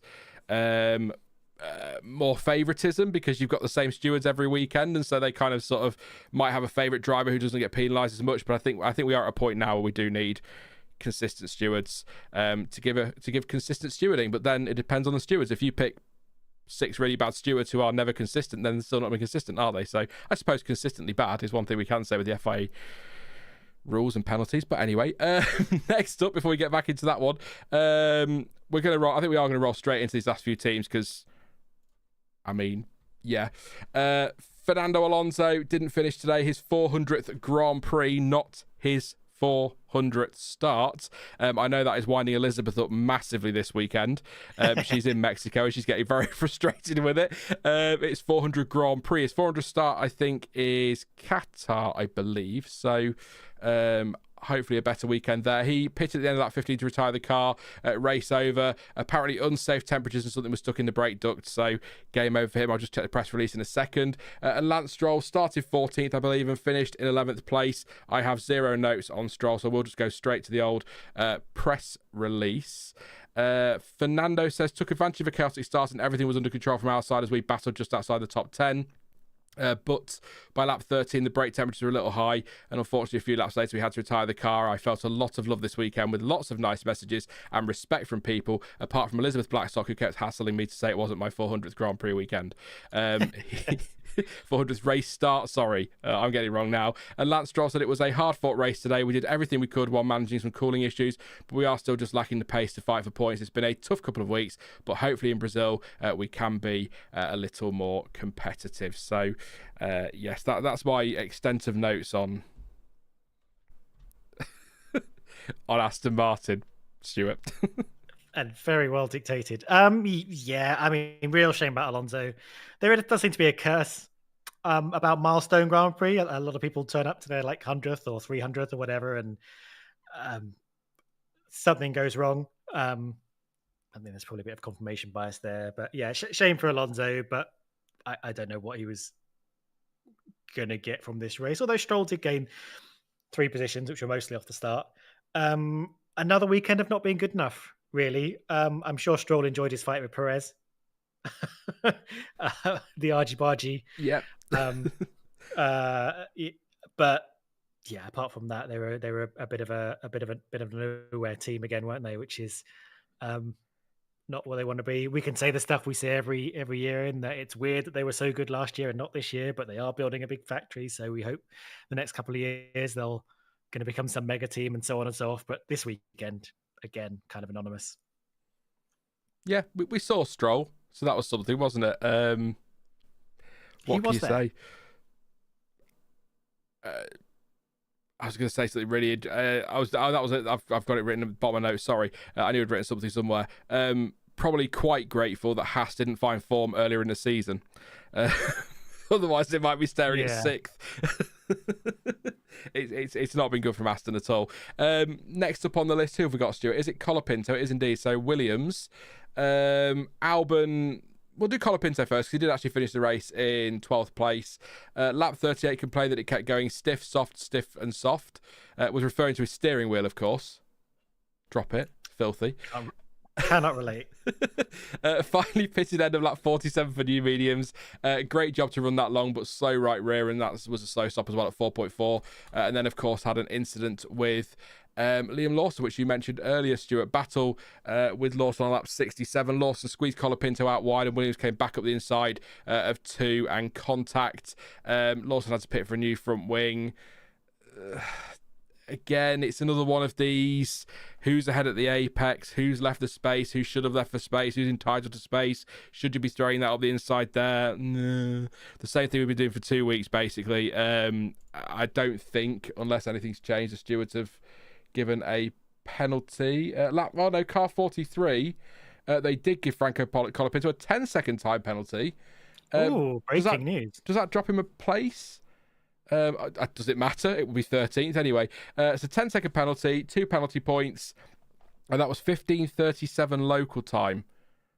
16:47. They sent that out local time, so that's not really that recent, is it? But anyway, stewards review car positioning, blah, blah, blah. Colapinto was attempting to overtake on the outside of Lawson at turn 1. He was not quite fully alongside at the apex, and then the exit and through the exit, and was thus not entitled, in quotes, to racing room at the exit. Lawson defended aggressively through the exit of turn 1, but stayed on the track and left just enough room for Colapinto to remain on track from the exit of turn 1 through turn 2, although ultimately Colapinto did leave the track. Yeah, Colapinto got a 10-second penalty because why not? Sorry, I'm not trying to be weird with it, but I read that and I'm thinking about, well, hang on a minute. We saw that. I don't want to get back to Austin. We saw that in Austin with drivers who were leaving space and others who weren't. And then we've seen today people not leaving space and others who are, and some are getting penalties and some aren't. So, sure. 10-second penalty, 2 penalty points as well, which would be in line with what Max Verstappen got too. So, disappointing for Colapinto in the end to end up wherever he ended up. I think he would have been, because he's still, it says on the time screen, he's still 12 seconds clear of Ocon, so he was okay there. So he didn't lose a place. It was still P12. So it is up 4 places. It's something for him, but not the best weekend for Colapinto. And not really the best weekend for Williams, because Alex Albon was caught out in turn 1 with Yuki Tsunoda in quite a hefty shunt. He was pinched on the run to turn 1, is what I've written here. Had contact multiple times actually with Tsunoda. Wasn't there quite a bit of bumping there? And then just crashed out as sort of Tsunoda's come down the left-hand side. Albon's left front, Tsunoda's right rear, clipped, and at that kind of speed, all the energy in that moment, it's just going to be a pretty hefty accident. It did get round to turn 4, did Alex Albon, and stopped sort of halfway between, turn 3, stopped between turns 3 and 4. Game over for Alex Albon, so a shame there for Williams, but yeah, I mean, we'll go straight on to Tsunoda because obviously he was involved in that crash there. But the run to turn 1, we've had that contact with Albon 2 or 3 times, but tagged right rear to right front as he went past Williams. Big crash for Tsunoda. Game over there. We'll talk about Lawson in a second, but just because those two had the accident together, we'll mention them together too. But disappointing for Williams. And how did you view that incident, I suppose, Stuart, at turn 1? Just one of those first lap, 20 cars charging down to turn 1. Something's going to give. Yeah, it was very marginal, wasn't it? It was just, I think a few centimeters one way or the other in it, and I don't think anything would have happened. It's the kind of thing we've seen time and time again, and it's not really something you can do anything about through rules or driver etiquette or however you want to call it, because when you've got 3 cars side by side, the cars on the outside can't see each other. They don't know that when they move across and squeezing another driver a little bit, it's going to have a knock-on effect on a driver on the other side. It's and Gasly moved across a little bit, just a little bit. He wasn't doing anything aggressive. He wasn't being outrageous, but all it did was just make bring Albon across a little bit and just tipped Tsunoda. It was just the slightest of things and just an accident. I don't think anybody was doing anything crazy there. It just happened to have big repercussions there. It could have been worse. He could have, pinballed into other cars into that corner. I'm quite glad that other cars weren't taken out in that. And actually, the cars that were taken out, it was quite minor in terms of, forces and damage involved, and no one was anywhere near being hurt. Yeah, it's just one of those things, isn't it? I'm a little bit surprised at the wording of the Colapinto incident, just because I've been watching it on loop on one of these tweets while you were talking, and I would say he was completely alongside Lawson into turn 1. So based on other stewarding decisions, I would have said was entitled to room on the outside. But sure, whatever. What is stewarding? Yeah, I think it's a shame for RB and Williams that they just kept finding each other today, isn't it? You do get to that point, don't you? Yeah, sure, whatever. What can you say? I think it reminded me a little bit, obviously not as dramatic, I don't think, and obviously different cars involved, but it did remind me a little bit of, sort of, as an example, Brazil last year, on the run to turn 1, where you sort of got the 2 Haas cars came across and caught Albon or something like that, and then the chain reaction that follows. When you've got 20 cars steaming down to turn 1, all it takes is one slight move or anything like that, and there's contact, and that's just a massive chain reaction. So it could have been a lot worse, I agree, but it was pretty hefty for Yuki Tsunoda. Expensive weekend for him, actually. Perez having a shocker at home, Lawson showing us what he showed us in the race and showed us in Austin, and then Tsunoda 2 crashes in Mexico. If he was in the frame, it doesn't help those situations, does it? Because they're going to be fresh in the mind now when it comes to decision making. But hopefully, if there was to be a decision between those 2 drivers, then Red Bull would take into account everything he's done in F1, not just the last 2 weekends. But who knows anymore? But yeah, it is a shame for Colapinto. I don't know. He's impressed. I think Colapinto's enough to impress me for life now, to be honest with you. Albon says tricky one today. That's why. Understatement, Alex, but yeah, didn't have the best launch and everyone was fighting for the same position into turn one, so it's unfortunate that we got squeezed with nowhere to go, but that's racing. It's been a tough few weeks with multiple incidents and some bad timing, so we need to find a way to bounce back. In terms of positives, learned a lot this weekend, finally started to understand the correct some of the balance issues, so that's good news. Also think we could have scored points today, and Franco Colapinto said had a good race today, but of course starting from P16 with a McLaren and Red Bull behind me, it was always going to be tricky, difficult after yesterday's qualifying as we suffered a lot with the rear tyres. However, we did a good job in maximising that what we had and managing with the tools available to try and fix the balance.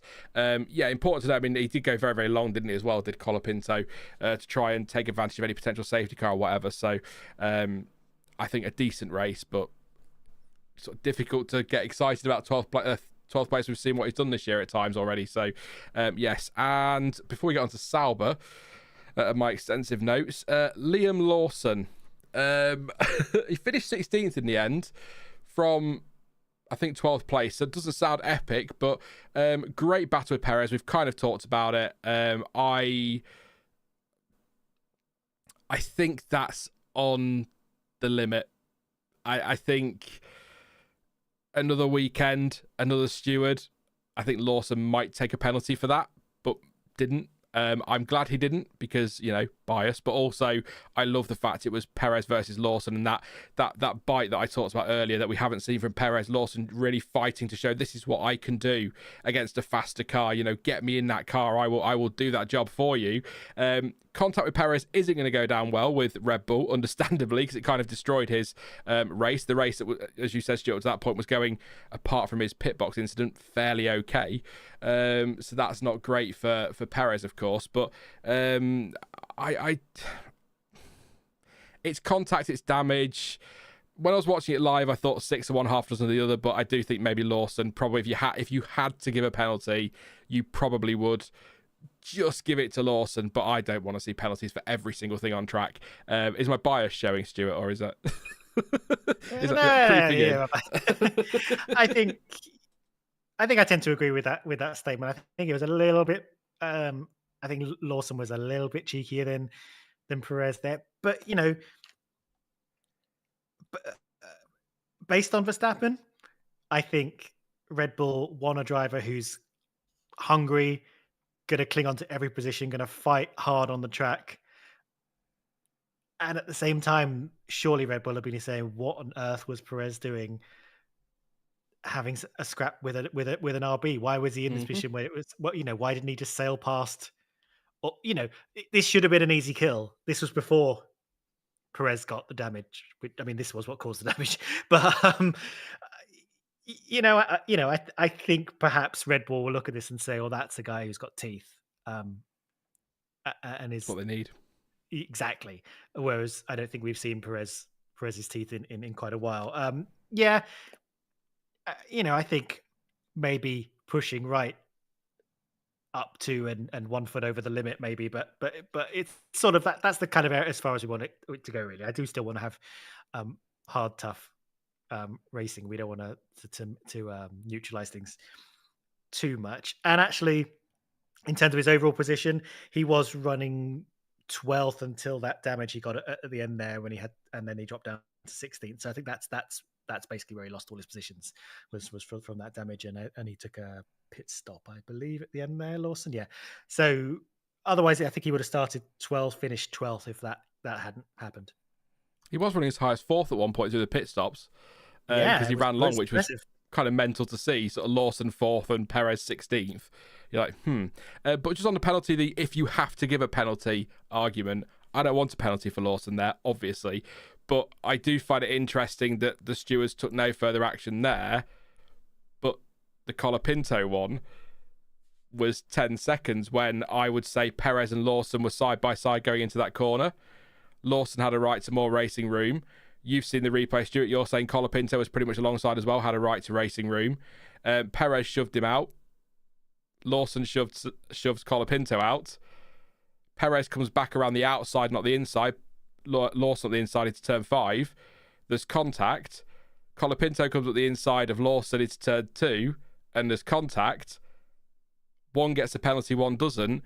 can we sort of understand why nobody really knows where the bloody line is? Because I think there are a lot of differences in the two incidents, but there are also a hell of a lot of similarities. So I don't want Lawson to get a penalty for that. I didn't want Colapinto to get a penalty. I think that was harsh.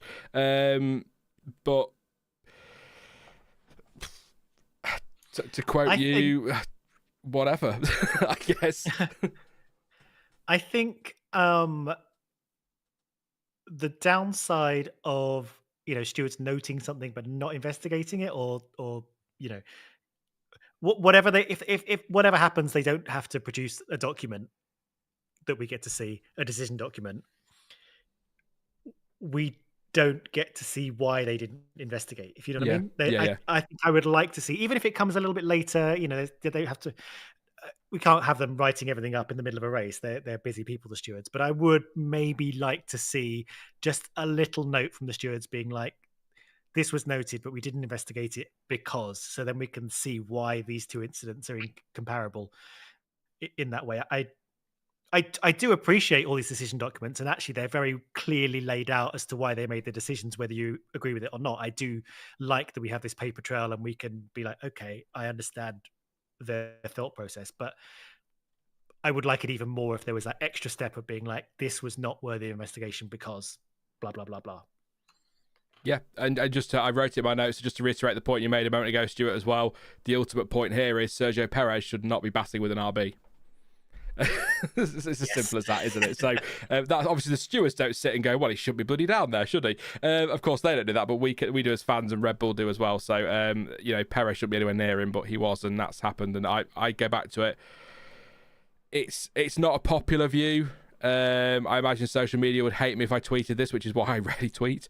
But I'd rather see that from Lawson and Verstappen in Austin more than this weekend, pushing the limits, than have too much of the old, no, after you.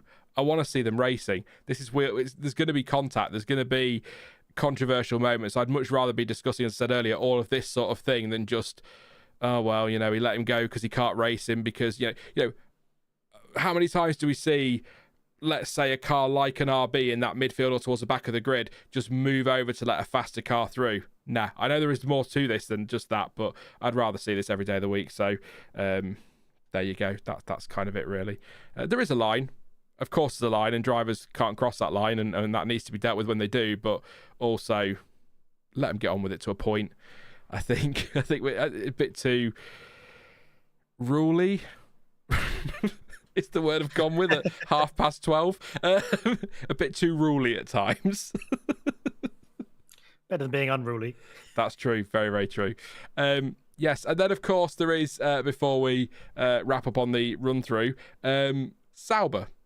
Pascal says, satisfied with Sauber this weekend. A bit more pace in the car as Bottas was top 15 all weekend. Happy for Sainz. Fun fact, I called today's podium in the live chat yesterday. Sainz, Norris, Leclerc. You could do my predictions for Thursday then, Pascal. See if I can get something right for a chase. Thank you very much for your super chat there. Ruby says, good night, everyone. It's beyond my bedtime. Driver of the day, Lewis Hamilton. Thank you very much, Ruby, for your support and your chats tonight as well. I did Brad's super chat, I think that's okay. We're caught up there. But yes, Sauber. Pascal's had his say. 14th for Bottas, 15th for Joe.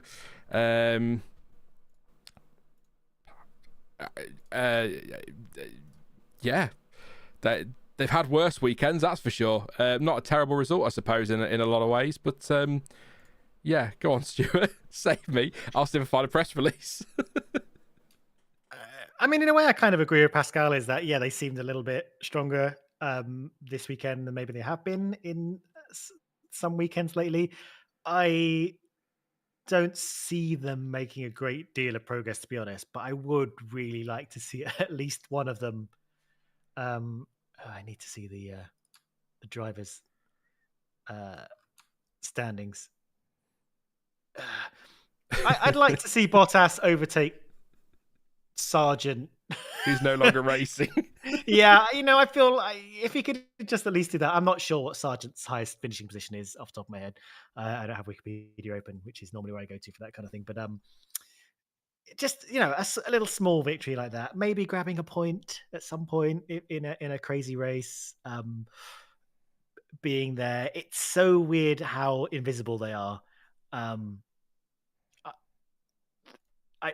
Yeah, I mean, yeah. What can you say? I do admire Pascal for his um uh tenacity and sticking in there and at least letting us know some of what happened because if anyone's going to pay attention, Pascal is. So I appreciate your reporting.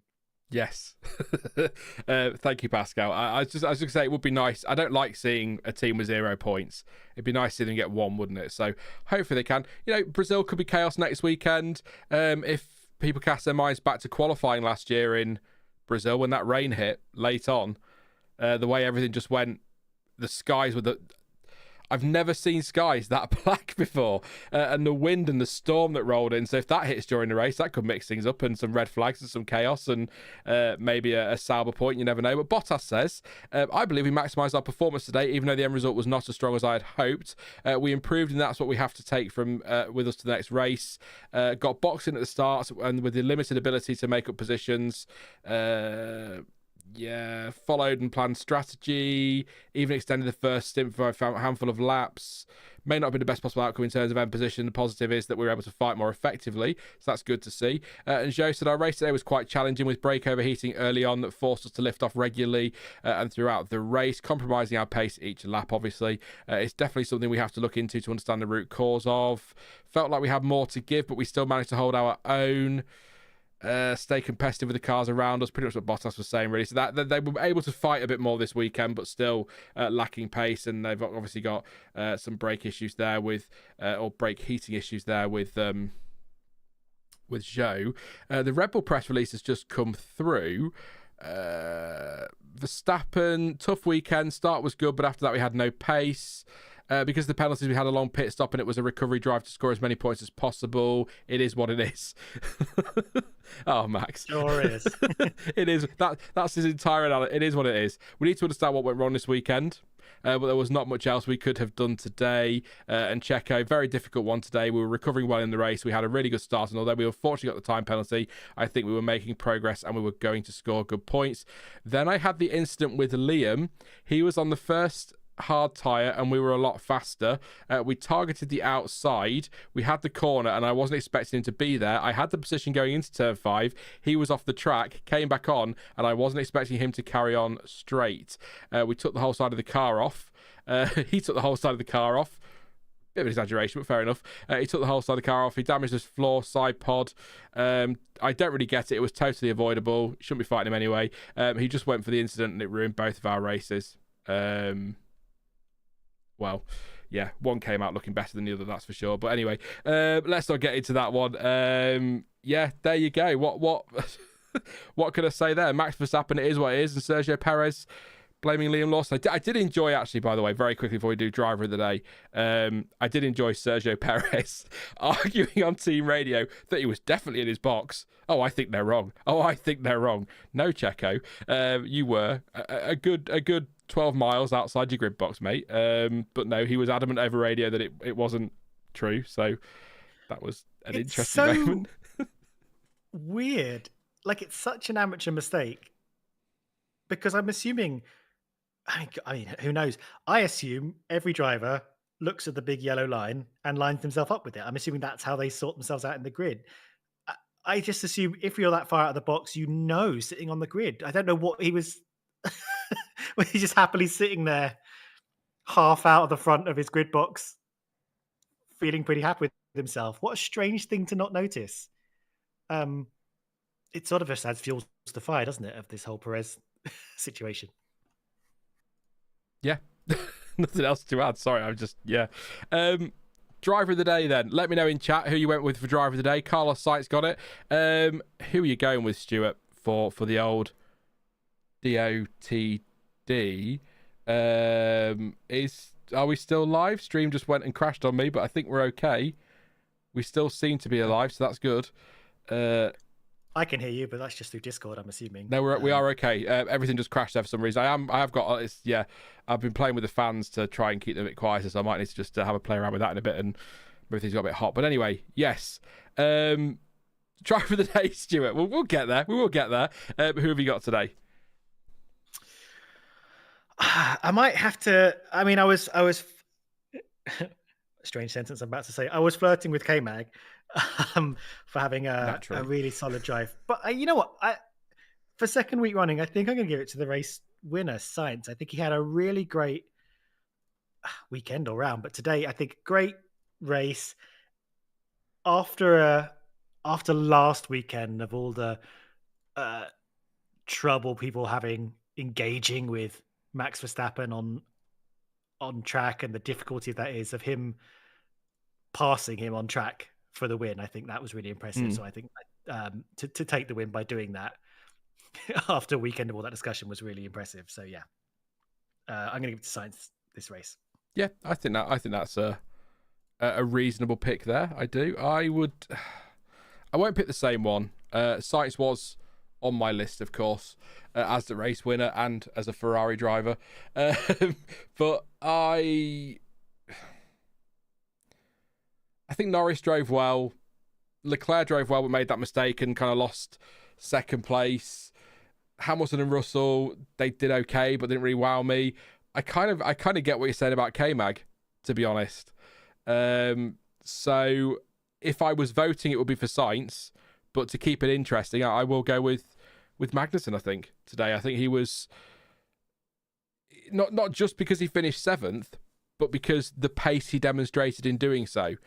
Mm-hmm. That's the key for me. It wasn't just he didn't look into it with a couple of retirements or stayed out of trouble. He was only, and I know 20-second penalty and all of that, but he was only 4 seconds behind Verstappen at the end. His pace was solid throughout. He was matching Verstappen and beating him at times on pace. He was quicker than Piastri when he needed to be and kept him at bay. I think that's a much better drive than maybe it's going to... A lot of the talk after this, as we've done in the stream, of course, is going to be about what happened between Verstappen and Norris, and that's going to dominate the headlines. But I think that's going to be a performance that probably needs a bit more love than it's going to get, to be honest. But yeah, Sainz would be my vote, but as you pick Sainz, I'll go with Magnussen. I think cracking drive. Chat. Not many have popped it in, but we'll read the ones who have. Ayinka says Sainz. Paula says K-Mag deserves that last Sauber seat. Clansome says Sainz. Letok says K-Mag. Brad says Magnussen. C64 says my Lander led every lap he was out. Very good point. Apparently the stream's fine. That's okay then. Raul says Sainz and or K-Mag, obvious reasons. Reese says UGE Day was fantastic today. I agree. Absolutely superb. Paula says K-Mag. Ayinka, to be fair to Checo, team told him his penalty for false start, and that was what he was denying. That's true. Yeah, fair enough. He did also argue out the pit box thing as well, though. Richie said Sainz. Clansome's no, James says K-Mag. Sainz was an absolute animal today, says Anushka. Hey Anushka, hope you are happy with the Ferrari win, I'm sure. Jack says Leclerc just for the save, to be fair. That's very, very true. Pascal says K-Mag, and Zach says Carlos, that overtake on Max was fantastic. It was, I think Marty Brothers wrote it as a lunge, so I wrote lunge and what a lunge, because it was quite the lunge. So well done to Carlos Sainz there. If you have got any questions, we'll do 10 minutes tops, because it's getting on for, it's 1:45 here nearly in the UK, so in the morning, and Sean needs his bed, so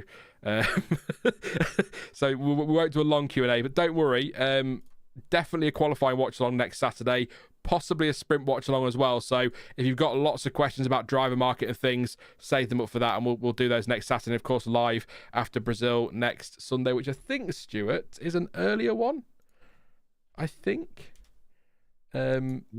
Yeah. Well, the race, yes. Yes. 5 o'clock, yeah. So a little bit earlier, so not quite so bad. They're only 3 hours behind. Yes. Fun. We don't have to stay up to 1 a.m. We can just keep talking for hours and hours. Get all your questions ready for next week.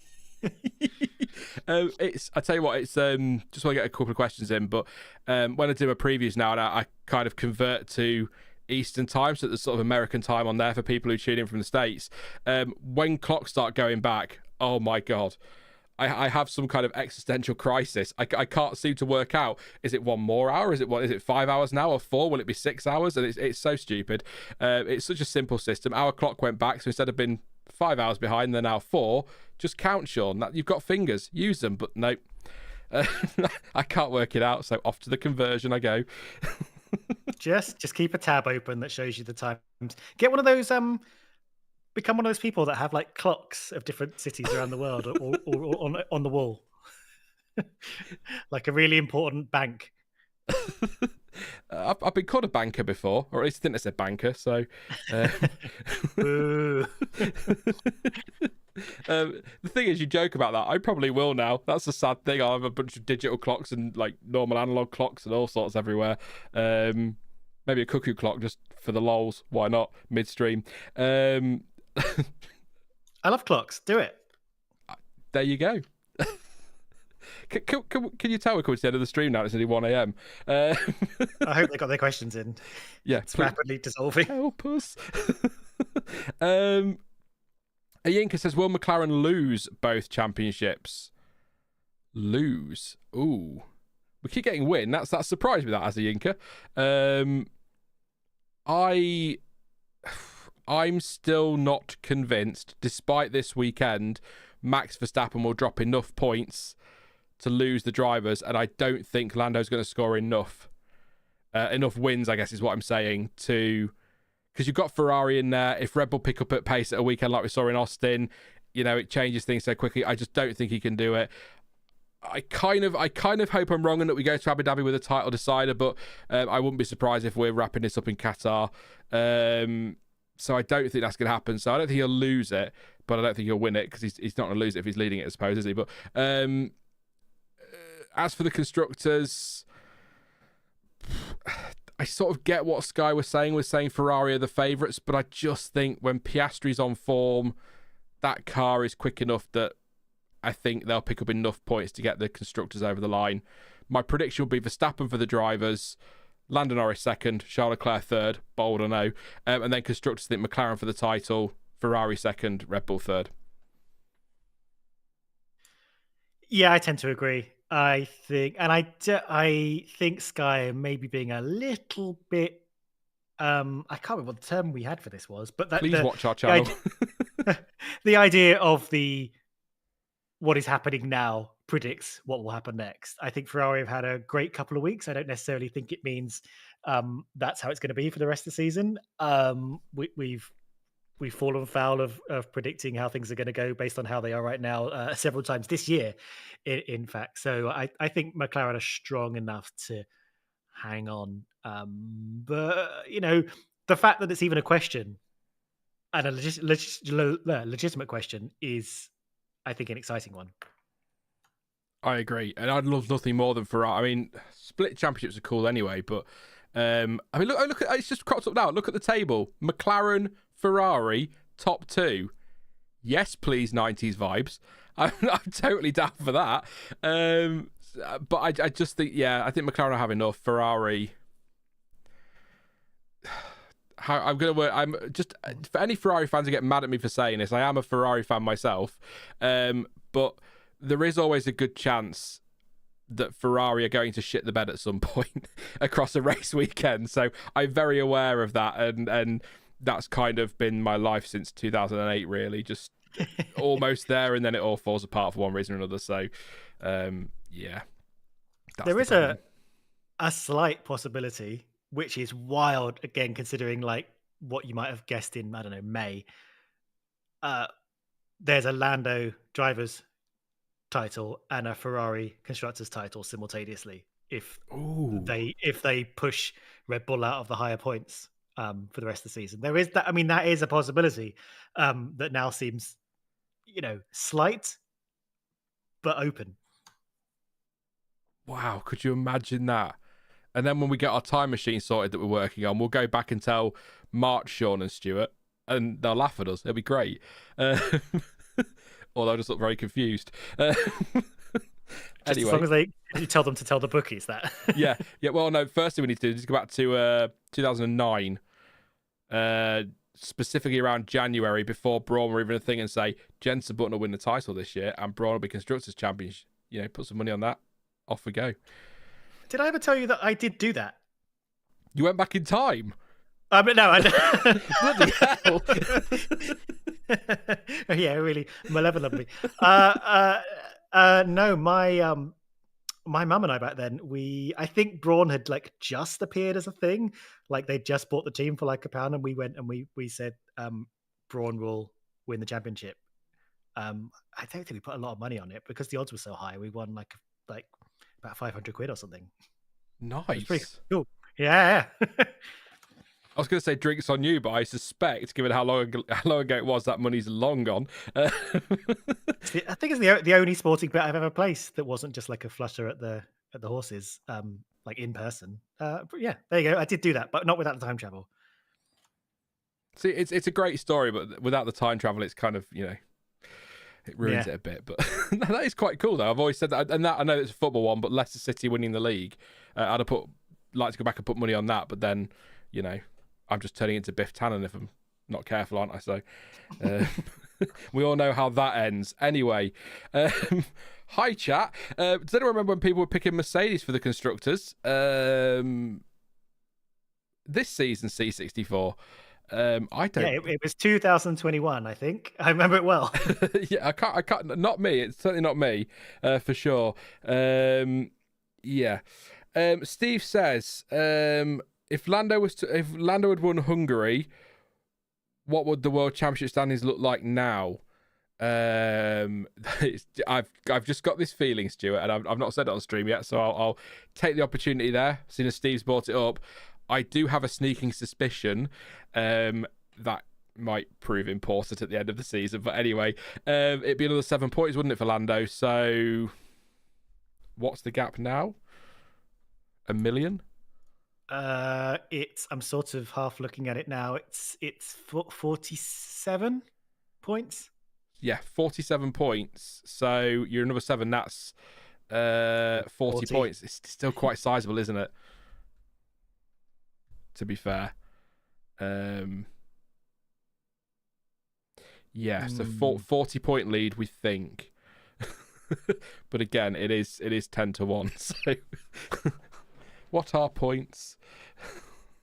Yeah. But I also have a sneaking suspicion. I think it might get close enough that they might be that might be something they will think about later on.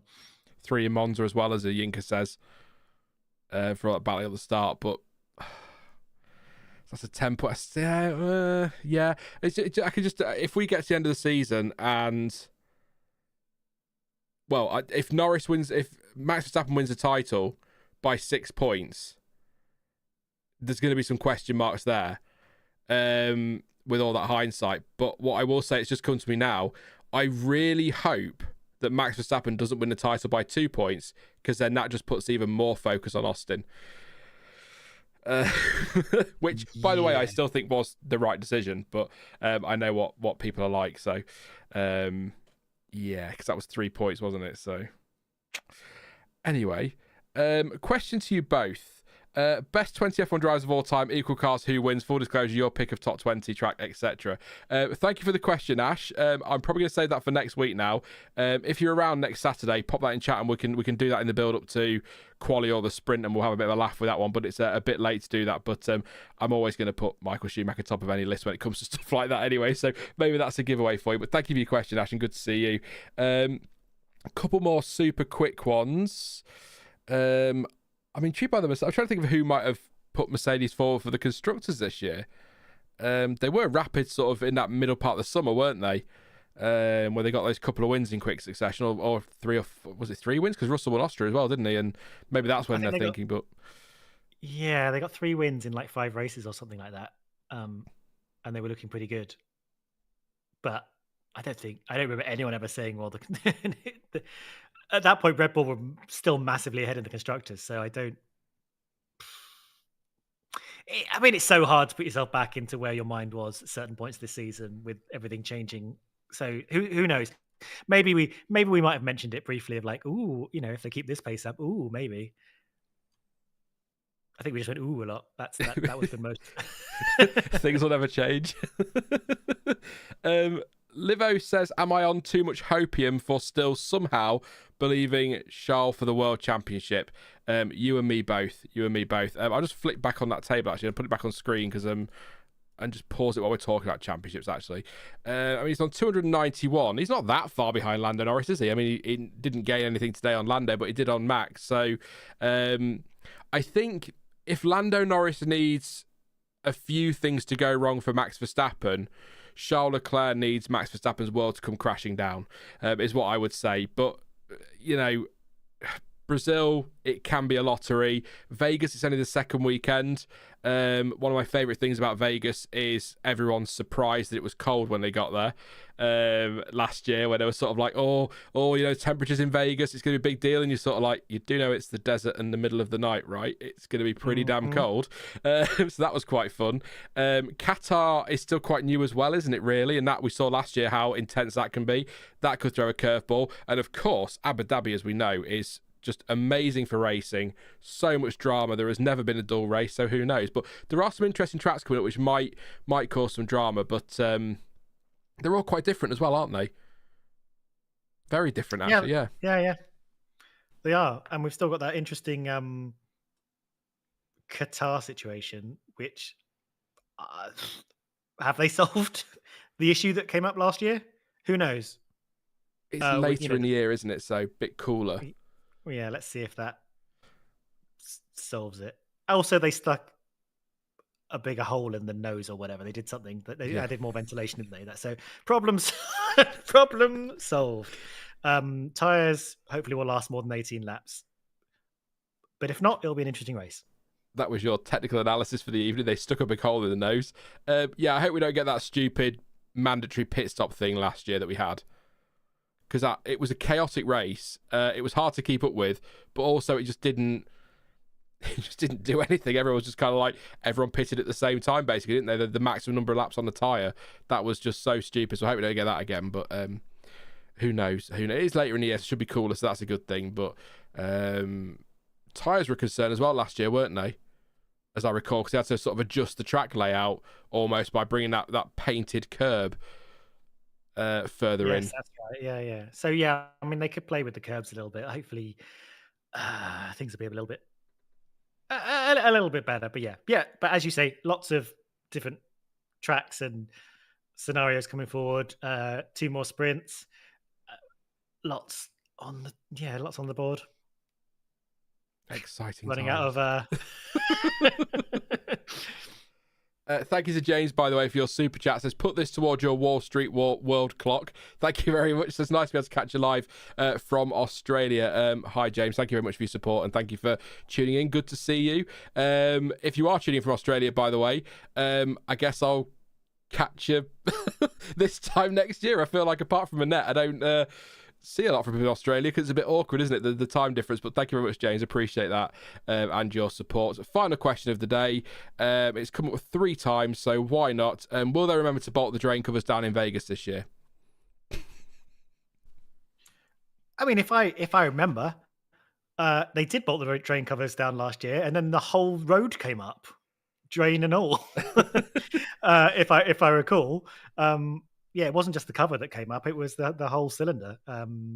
So I mean, yeah, hopefully they've solved that problem. They seem to have solved it during the weekend. I mean, no more drains flipped up during thing, but yeah, hopefully we won't have the false start that last year, because I can't. It was some ungodly hour that I was sitting there watching FP1 finish. It was something like 4 a.m. at local time, which I guess would have been actually kind of toast time here. I really can't remember what time I was watching stuff. Really early hours, wasn't it, Vegas? Here. Yeah, but for FP1 ended up being like really early hours there. Like, I think they were brushing up against dawn by the time FP1 finished. And they had to like get everything off the road so the traffic could start in the morning. It was anyway. Yeah, I hope we don't get any of that. I hope it runs smoothly, because actually the race was quite fun, and if they sort all that out. And I have heard actually that the process of building up and preparing the track has been a lot shorter this year, so there's been a lot less disruption for the people who actually live and work there. So actually it's a lot better. There was like 3 or 4 months of like massive disruption last year, and everyone hated it. So I'm glad for people who actually have to live in Vegas and work in Vegas and holiday in Vegas that they're not being that F1 isn't making them angry. Yeah, I was watching a Walk With Me Tim video the other day, and I was sort of like looking in the background thinking, oh, any Grand Prix stuff there, wondering if like they start putting the track together, forgetting that maybe he recorded that like 6 months ago or something, so pointless. But anyway, that's a little weird thing. The only thing I will say on Vegas very quickly is I'm more looking forward to it this year than I was last year, because last year, I'm sure you can remember, the whole weekend was really tense and really bitchy. Like F1 were ridiculously defensive because they were the promoter, and we had Toto Wolff, having to go at the media for questioning why the drain covers were coming up, but that wasn't an issue when that question was raised before, and the swearing, which got him and I think Fred Vasseur in trouble last year, didn't it, in the press conference, and everything was just really on edge, and everyone just seemed really quite catty around F1, like we've spent all this money, we have to defend this whatever, when actually they could have just gone, yeah, it's unacceptable, those drain covers came up, we apologise, we will make sure they're repaired and it doesn't happen again. That was the solution, but they just got really weird about it. So I guess if you spend a fortune on promoting a race, you're going to get a bit defensive, but I'm looking forward to it more this year. I think also because we know what to expect a bit more, so I'm probably going to embrace the cheese, I guess, a little bit more this year than I did last year. But yeah, it was just all a bit of a weird vibe around it last year. Not any comment on the people in Vegas, of course, or anything like that, but just the promoter themselves. F1 just felt a bit, or FOM, I think they are, aren't they? Weird.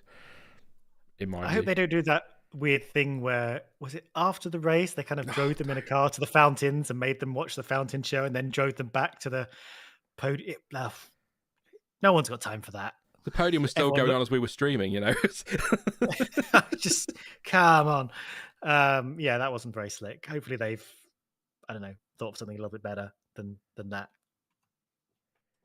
Hopefully. I'm looking forward to it, but we'll see how that all goes. We're going to end it there, Stuart. It's 1 a.m. I need bed. I've still got many a true nerd to watch.